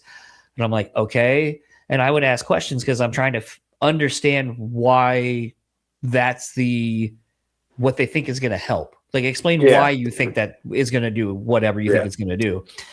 But it was interesting because, like, I just watch my wife sometimes and they just literally scroll, don't even give anything a second.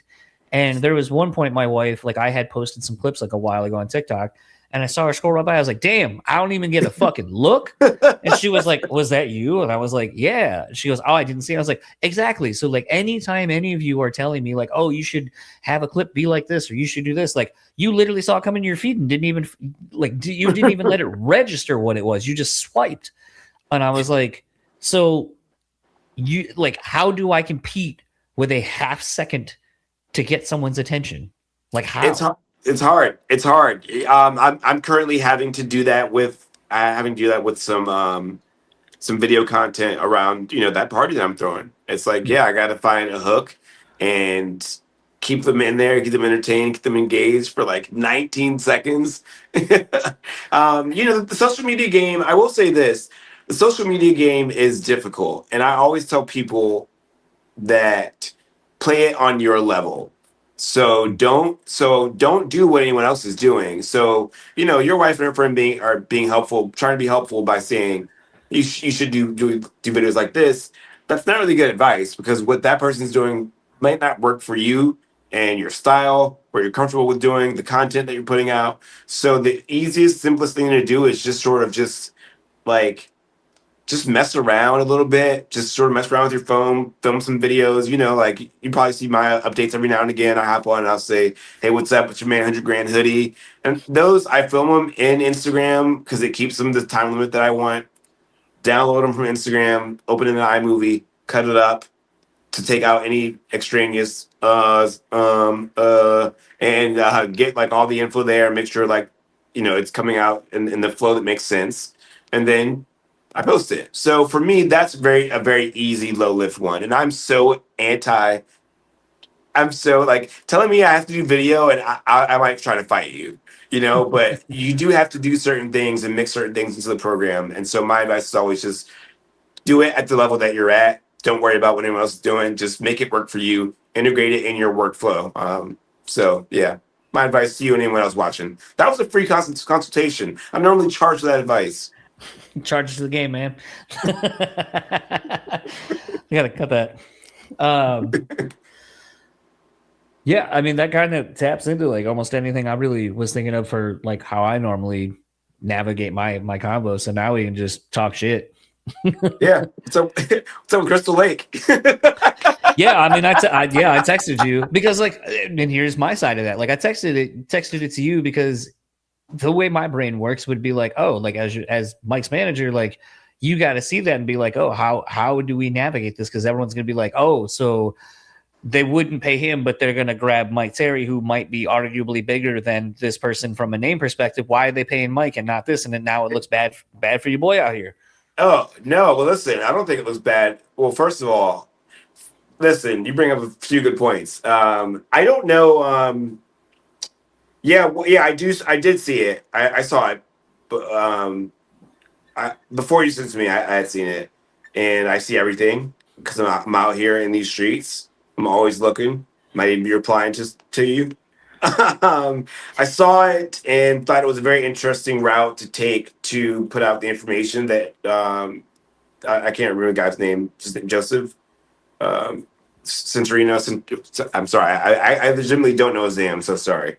I couldn't tell you a single person in that band, But so it's fine. I think it's sort of. I thought it was an interesting way to go about putting out the information that he was purporting to want to put out, and I think if you have a statement to put out, you should put it out. And putting out a statement, saying that you have a statement forthcoming, is sort of just maybe being a little. It's not as concise or as neat and clean as tidy as I would keep my business. That being said, I don't understand that. I don't know. Sorry, I don't know. I'm not aware of any of the details of his arrangement with the band of the other singers' arrangement with the band, and it sucks. You know, like I said, it's hard out here to make money in a band. It's hard. You're gonna have to have something else to hold you over when you're home most of the time, and so and that's difficult for a lot of people. It's difficult to be on tour and come home with no money. I've seen it happen. I've been there myself. I've seen it happen to other bands. I've been on tours where I got paid more than the band guys got paid. That feels awful. But it's like, yo, I worked and this was the agreement. You know what I mean? So I don't know what his agreement was with them. All I can say is my dealings with, I'll say this, that I'm stoked Crystal Lake reached out to Myke to get him on this. The song they did, Never Sleep, is great. The tour that Volumes did with Crystal Lake in Japan recently was really sick. I know they all had the time of their lives. They can't wait to go back. And dealing with Crystal Lake's management has been really easy and really smooth. So, you know, I'm not sure. You know, it's always like legitimately a bummer when anyone's having a hard time or anyone has bad business dealings that they aren't happy about. So I'm not making light of any of that, but I can only speak to like how I operate and how Myke wants to operate, and I can't speak for anyone else. So there's that.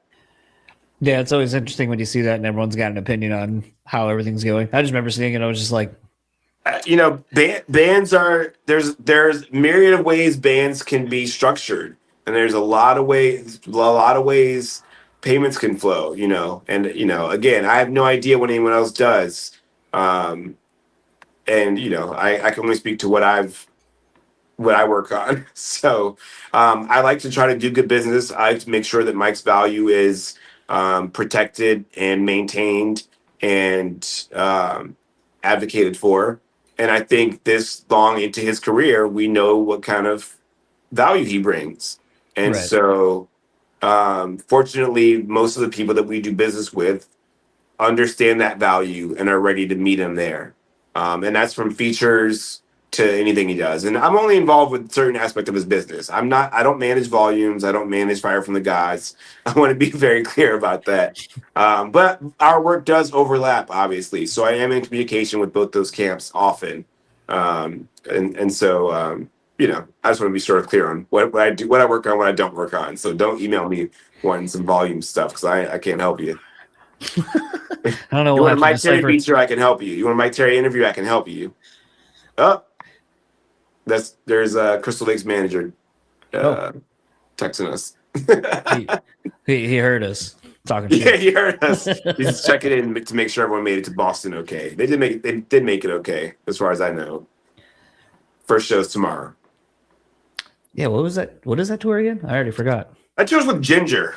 Ginger, That's right. That's Crystal right. Lake's on direct support, and then I think a band called Entheos, and was there one other band? I'm so sorry.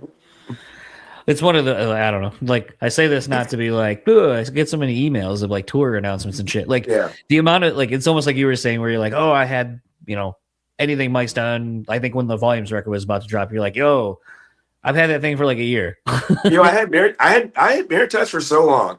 I had Yeah. Mirror Touch for so long, and I was like, yo, this fucking record. Yo, we haven't talked about Mirror Touch or any of that shit. Mirror Touch is album of the year. I'm like, yo, this is album of the year, straight up. Like, not even like I've heard everything he's put out, and so and even aside from like comparing it to Mike's output, it's just great. Like it's just a great record, and I recognized it. And that record is doing really well. It's doing great. They're having a sick year. It's about to get even better. They're doing cool stuff, and the records are all performing well numbers wise. Man, I'm like reading every stat I can find, crunching every number I can find, every data point I can find, and just really, really getting a picture of what's going on. And it's been all good all year. It's funny. Sometimes I feel like with some of the bands that are having like success right now, or even just like how the internet is, that I feel like it's like, oh, Volumes and like people are just finding out who Myke is. And I'm like, how the fuck do you like not know who Myke is? Like, I don't know. It's just weird to me.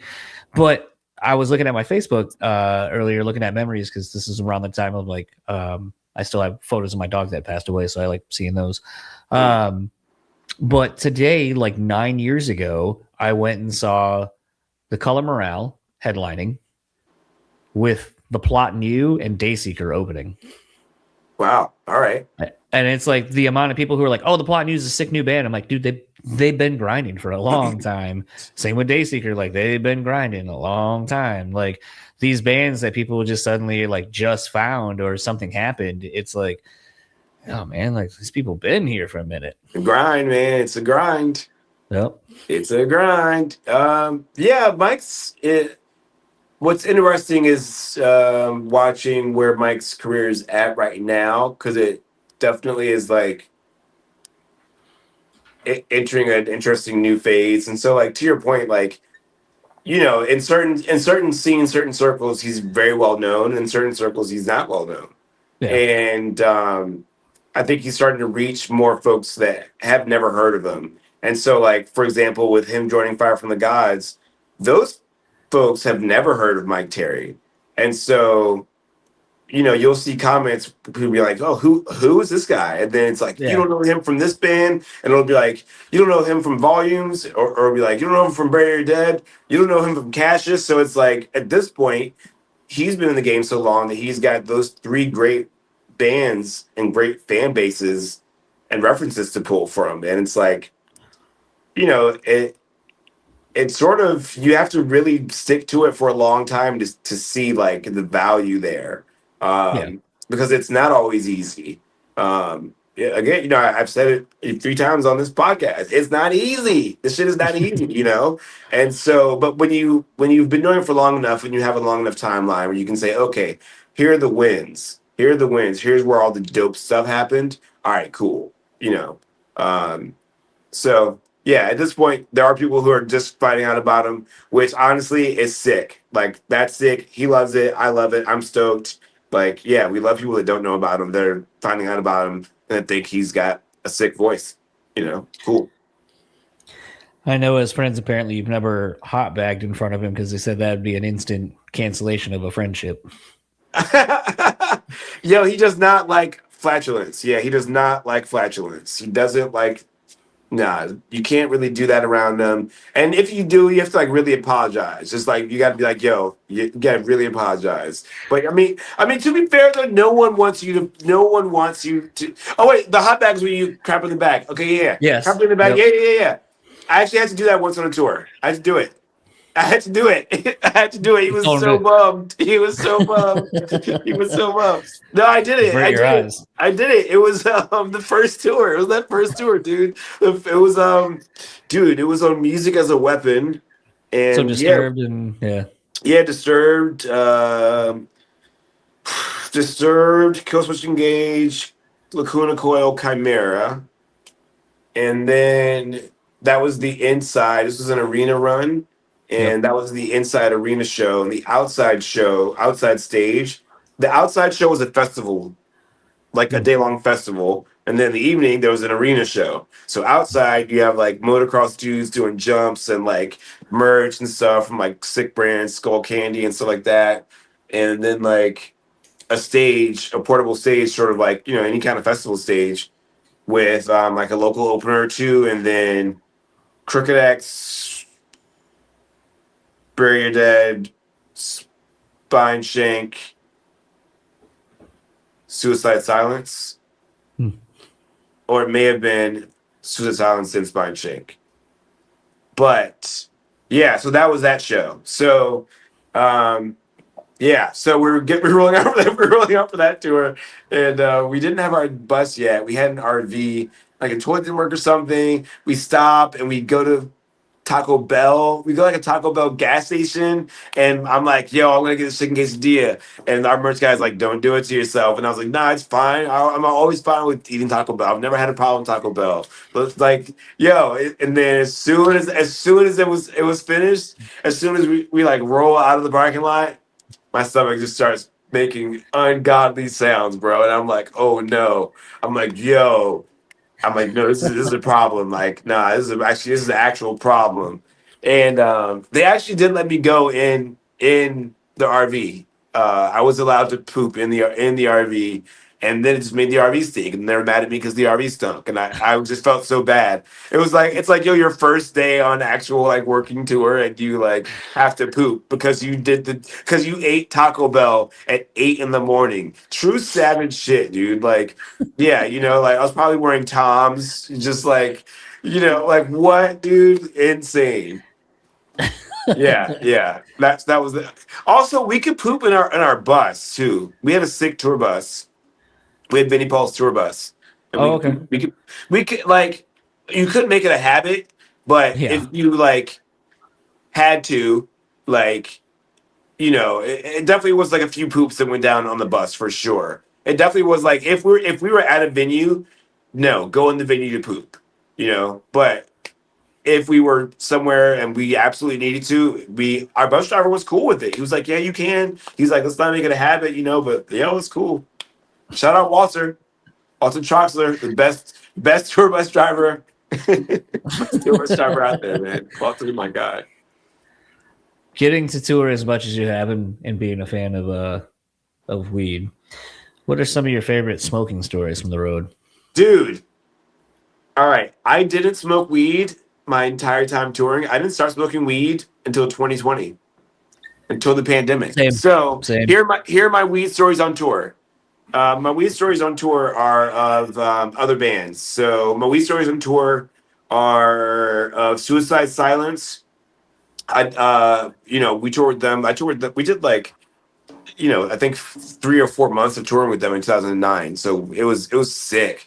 Like we did that one tour, and then we did another tour with them that was arenas that we were now playing the inside. So in one Hmm. year we went from playing the outside of arenas to playing the inside of arenas. That was with Mudvayne. That was sick. Um, so yeah, those dudes just smoke so much weed, and I don't know if they're also smoking now, but back then, and this is before Mitch passed, R.I.P. Mitch. Yeah, it was just like I had never seen anyone smoke that much weed before. It was amazing, and I remember one time being in their back lounge and asking, being like, "How do you get like?" They're about to play, and they would just get so fucked up, and I didn't smoke at all. And so I'm just like, how do you guys smoke this much? Like, how do you smoke this much and how can and stay functional? And Mark's like, how do you not? And I was like, yo, okay, fair enough. All right, that's my one weed story from the road. My other weed story is Framing Hanley. I tour managed them, and those dudes, sweetest dudes ever, one of the best bands I ever worked with. Just put out new music, check it out. So those dudes love to smoke too.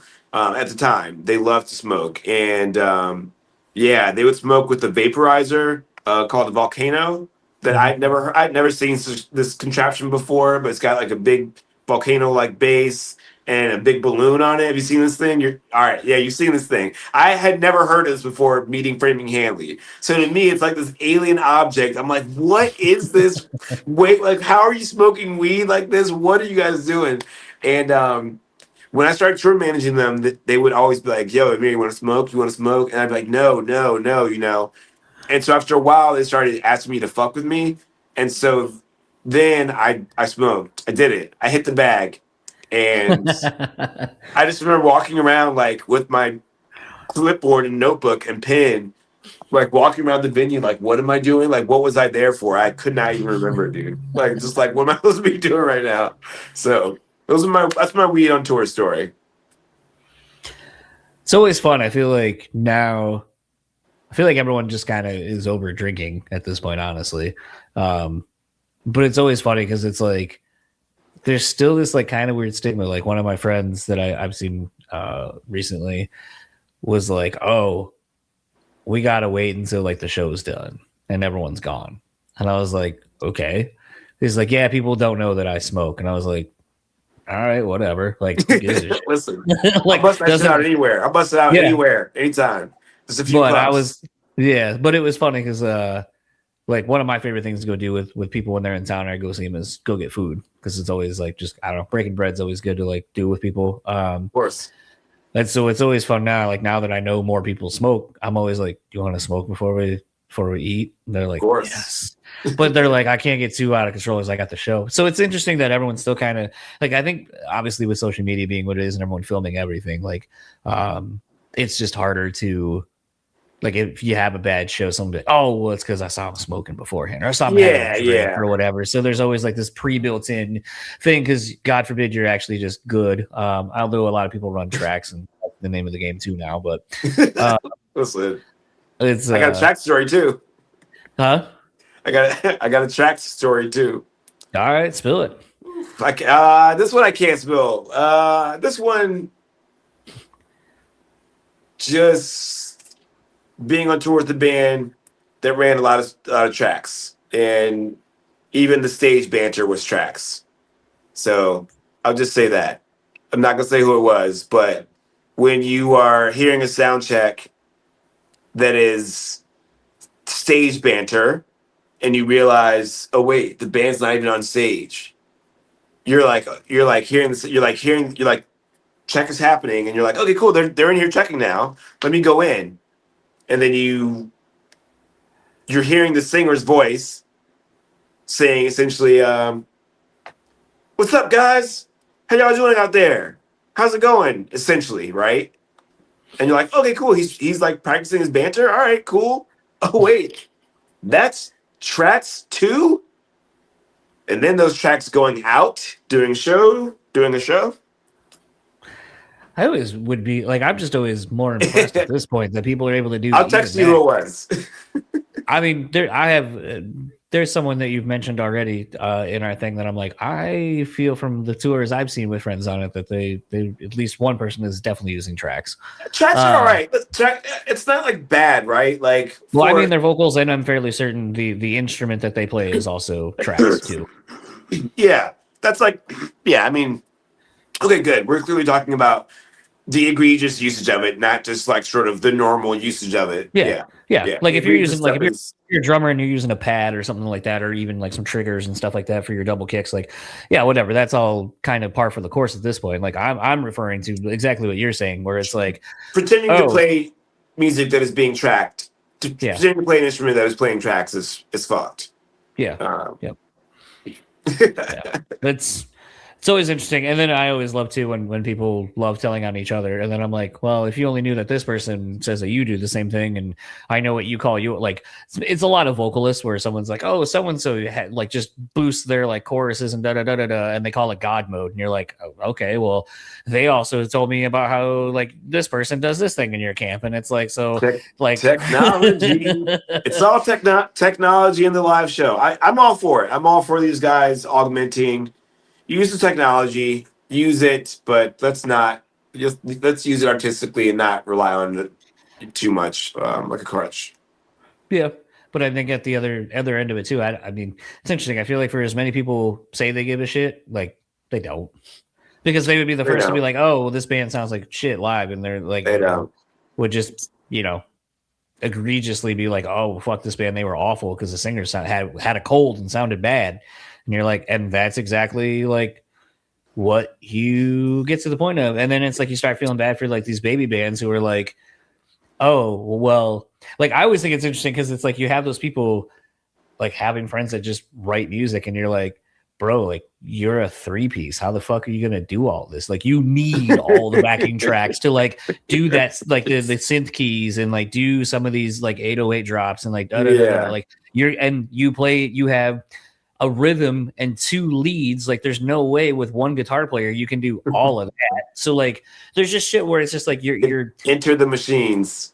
Yeah, but it's like then the conundrum is though is like, do you limit your creativity because for what you can actually pull off, or do you do it because and then try to present what you've created in the best representation? And then it's like it's a catch-22. But like you said, there are people who are very egregious with it, where they're not even like they're essentially hitting play and then just miming the whole thing.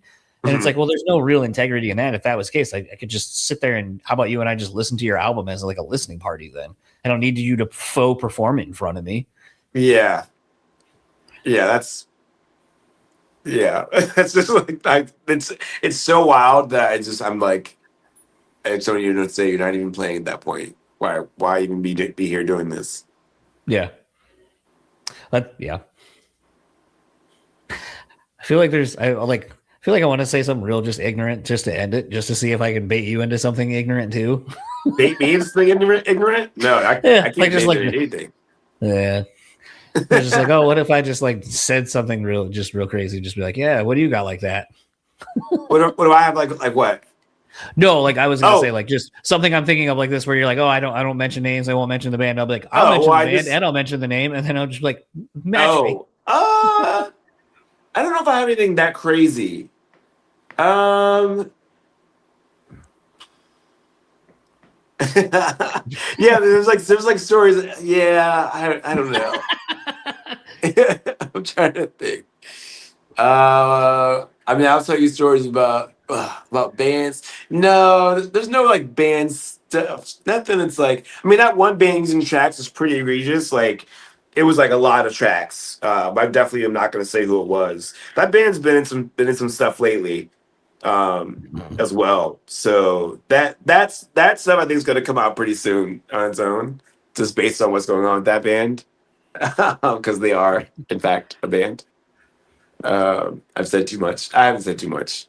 No, but most of the bands that I like, most of the stuff that I know, most of the bands that I know are just dudes that work hard, girls that work hard, got people that work people that work hard. Most of the band are just people that work hard and just love playing and just want to play and want to like express their art. So, ooh man, I did work for a band that bought on every tour. Now that's a problem. That's a freaking problem. That's happening. Bands buying on to tours. That is an issue. You can talk about that. You can talk about that if you want. I mean, it's kind of tough because like, yeah, I know he doesn't give a fuck, so I'll go ahead and say his name. But so what's interesting about that is on two different sides. So I have my friend's band, Heartsick, and my buddy Alfonso is the vocalist of that band. And there are certain tours like where you see him going out with like, what was it say? Spine Shank? That wasn't it. I forget who it was. Oh, I think it was Spine Shank. Love those dudes. Toured them too.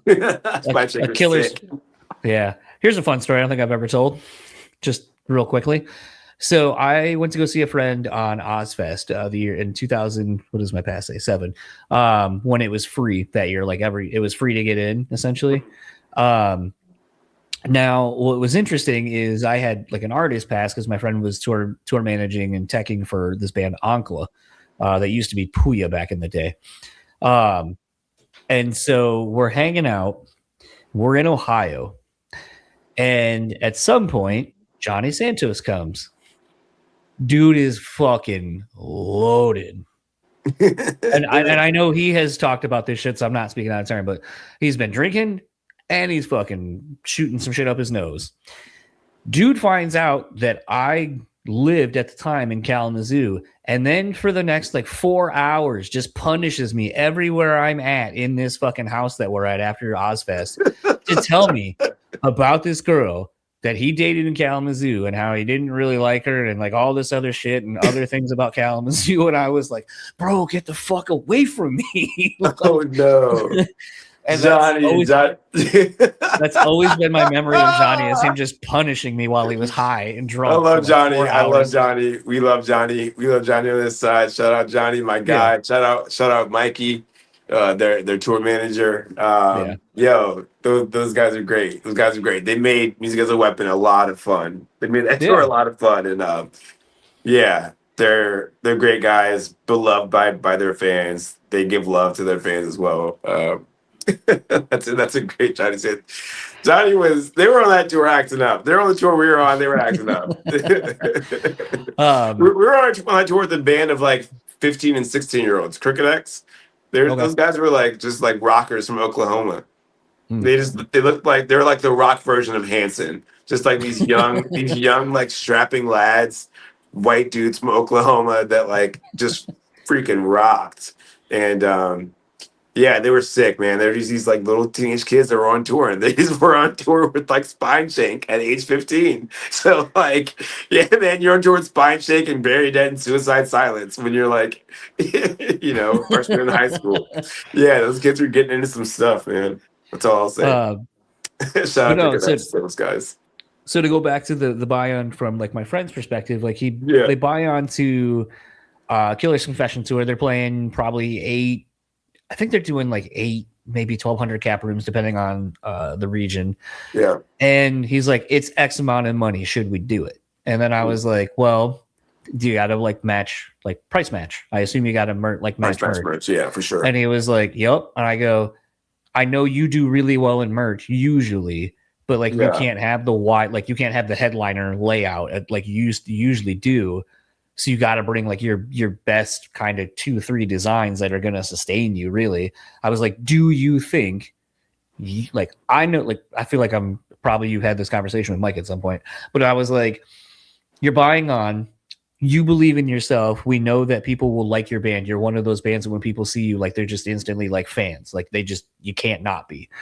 So I was like, do you think you can make up your investment in merch by the end of the tour and maybe make a little bit of money? And he's like, yeah, I think so. And I was like, then I think the juice is worth the squeeze. And then I remember, I think like probably first like 8 dates in the tour, they're playing Pierre's in Fort Wayne. Yeah. And he was like, man, we are like crushing merch. Like we're averaging, and I don't remember the exact amount, but we'll just say like we're doing like $800, $1,000 like a night, which is solid as the band that like bought on and no one really knows.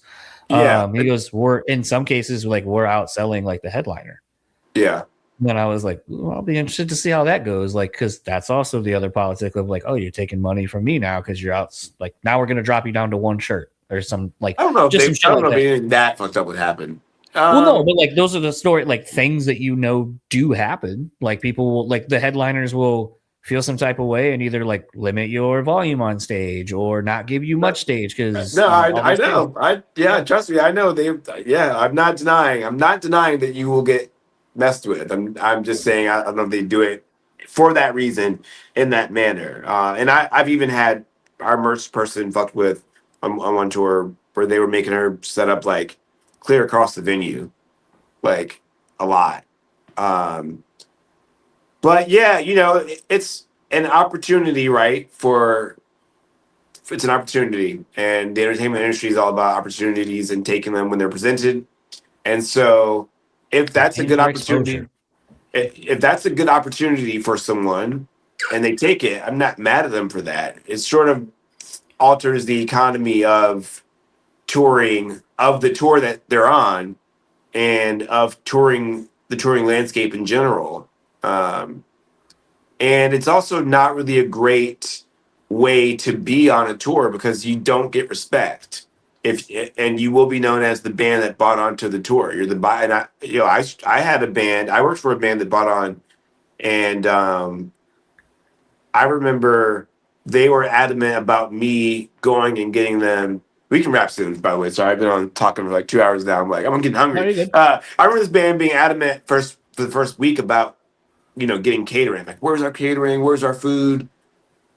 And like coming down on me for it. And so I just been like, hey guys, listen, you don't get that on this tour. Like, hey, listen, it's for the first few days. I'm like, they're like asking me about it. I'm telling them, you don't get it on this tour. You guys bought on. Like, it's not happening. You're not gonna get it because you're not on this tour in that way. And Yeah. so after them not accepting that answer and then be like demanding I go talk to the headlining band's TM, which is not never great. So I go and I'm like, hey, when are they getting catering? And he's just like, man, they're not getting catering on this tour unless we're playing House of Blues. And then he said they're only on this tour to help my production budget. And it's like, all right, man, thank you. Like, cool, got it. So that's like that's how you get viewed. That's the headlining band's TM being annoyed at me for asking him about fucking catering, and then telling me like to go f myself. You know what I mean? So Yeah. that's a fun tour story. Shout out that guy. I'm not gonna say his name or his band name. It wasn't even mean. He was just being like, it was the way it is. I'm like, Yep. I get it, bro. Sorry to even bother you with this dumbass question. No, it's always interesting to kind of see those things. And then I think the interesting other side of that, so there's like kind of the smaller, like local regional bands, kind of however you want to kind of put it, that are trying to like get on something and thinking it's going to like help them get to that next level. But then adversely, like I've had conversations with some of my friends where they wanted to the goal was to kind of break the band in a different direction. So they were like, hey, we're going to go ahead and buy onto this tour because we already have our corner of what we do. Like, just walk, like we can cater to that crowd all day long. And we do. Like, we're a headlining band. We don't go out and support other bands. But if we want to be looked at in this other realm of being a support band that could be someone that can do our numbers and so forth, we're kind of thinking like we might have to buy onto this just to kind of play ball in this space and kind of get over here. Now, the interesting thing that happened was the band had to have, a long conversation about like, well, do we want to be a buy-on band and and what does it mean this part in our career and pros, cons, all that stuff, only for the band's manager to buy on with his own band. Oh. So he took an opportunity away from his client to put himself over. Oh, that's interesting. Yeah. Oh, that's interesting. Yeah, that's interesting. And then he, from what I recall, sold it as, well, if you wanted this band, you would get them. They would want, like they would only buy on for this, but like my band, I'll do it for blank and whatever. Pay more, like, yeah, pay more. Yeah, and I was like, what the fuck? That's stupid.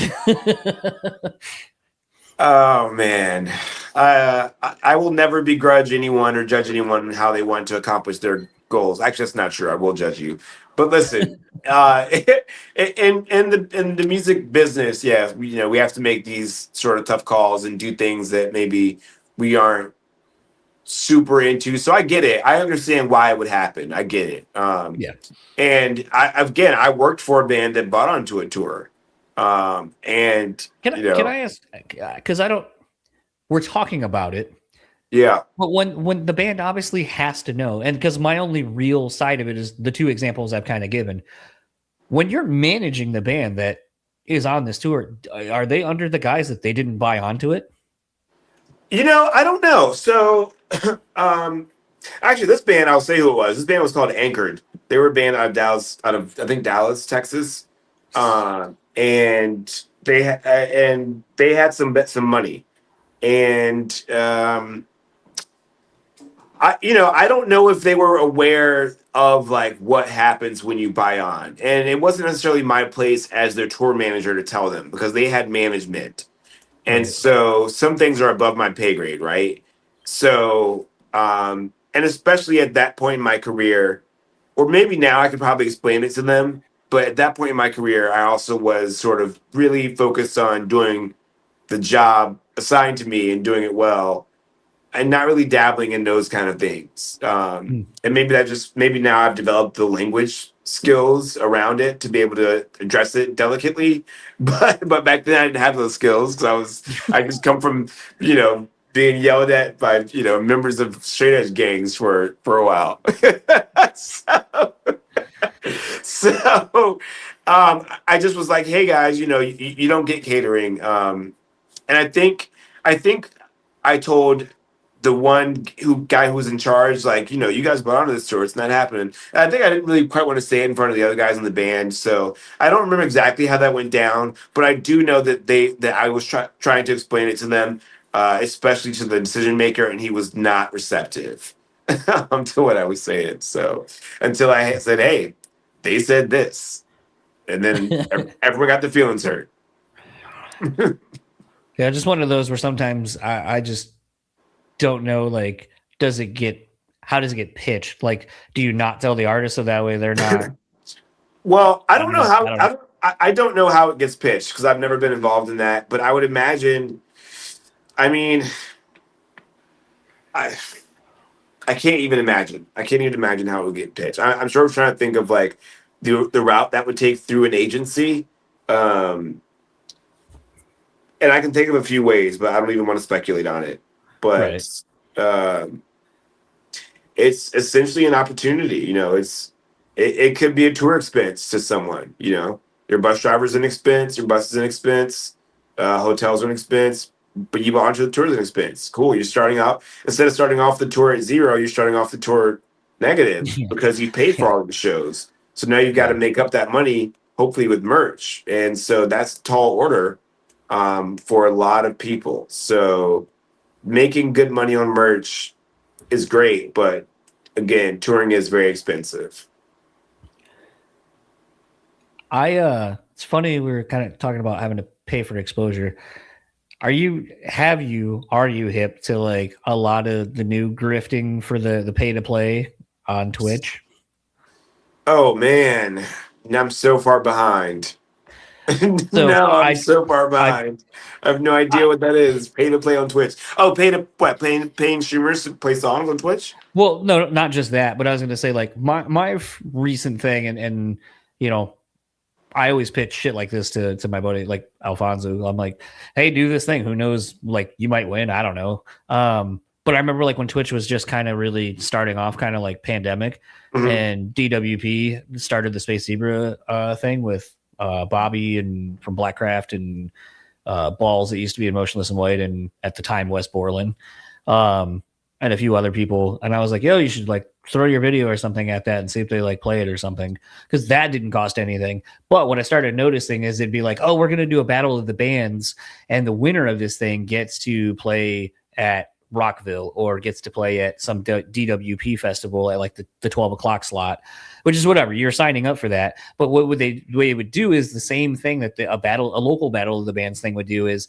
you're going to have your people come and sign up for an account and then spam and vote and do all this shit for you to get you to the next round. So it's a popularity contest to who can keep getting their fans to keep engaging in this thing. After Yeah. I tried creating a Twitch thing and trying to do that, because I thought maybe this would be a good avenue for this, until I was like, well, sometimes it's more fun just to kind of bullshit. And then if we want to cut something out, we can, versus being like beholden to what it is in real time. Yeah. But once I saw like the analytics of like, oh, you want like to have the chat going crazy for like X amount of time. So it'd be like with Bobby having Blackcraft, it'd be like, hey chat, let's throw like drop your favorite band going right now, like who you would be voting for in this round in the chat. So that, and then, I'll randomly pick a couple of people to get a $10 Blackcraft gift card. And then it's like that's boosting his metrics for the channel to then like boost them into, hey, you're going to get shown a lot more. Hey, you can now get advertising. Hey, you can get all this other shit. And once I started like learning the backside, I was like, oh, this is nothing more just an updated version of a battle of the bands. Like you're using all of us to bring people to your platform. Like it's just, I don't know. It's always a pay to play type thing. And I was like, yeah, that's all any of this stuff is. Yeah. But it's all a grift to a degree. a lot of stuff is a grift. A lot of stuff surrounding music is a grift for sure. Yeah. Last question for you before I have you plug socials and all that kind of stuff. Middle point of the year. What are you most proudest of that's happened? And what are you looking forward to end your year strong and whatever that looks like? Proudest of. Proudest. I think I'm proudest of the work I've done and the variety of clients I've had this year. So just being like a year, it's a year last month that I left my job at the agency. So yeah, being a year in, sort of starting to feel good. Again, pretty proud of the work that I've just done with everyone. Just the scope of clients from, again, artists, sex worker, Myke Terry, bands, event clients. It all feels really good. Just sort of being able to help people and have a bigger impact than I had, again, working at a larger agency, and now I'm more hands-on. So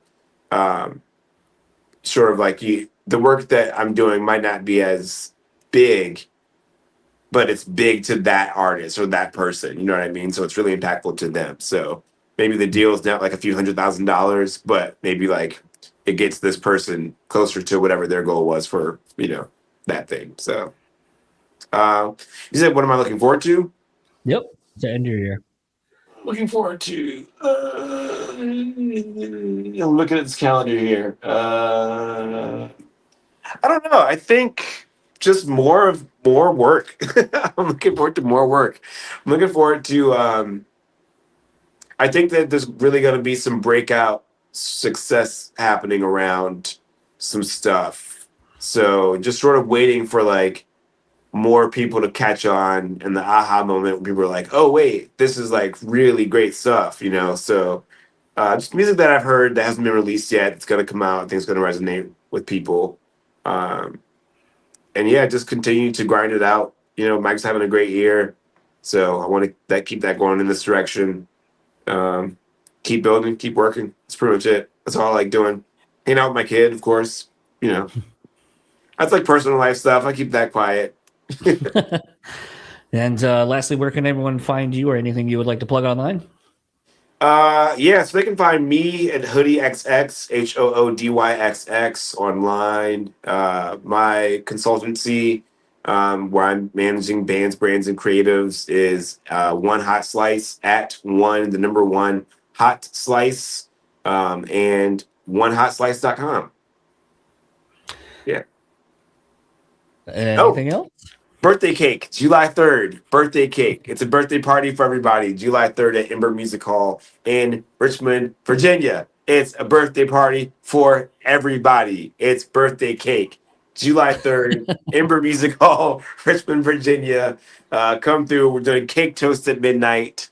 And if you pull up, it's going to be your birthday party. 9 p.m., $15. Thanks again for taking the time. And stream Volumes, stream Fire from the Gods, stream Crystal Lake. Any other bands? No. Stream Bury Your Dead. Stream the 2 albums that Myke Terry was on. Just those. Well, thank you again for taking the time, and enjoy the rest of your evening. All right, John. Love you too, bro.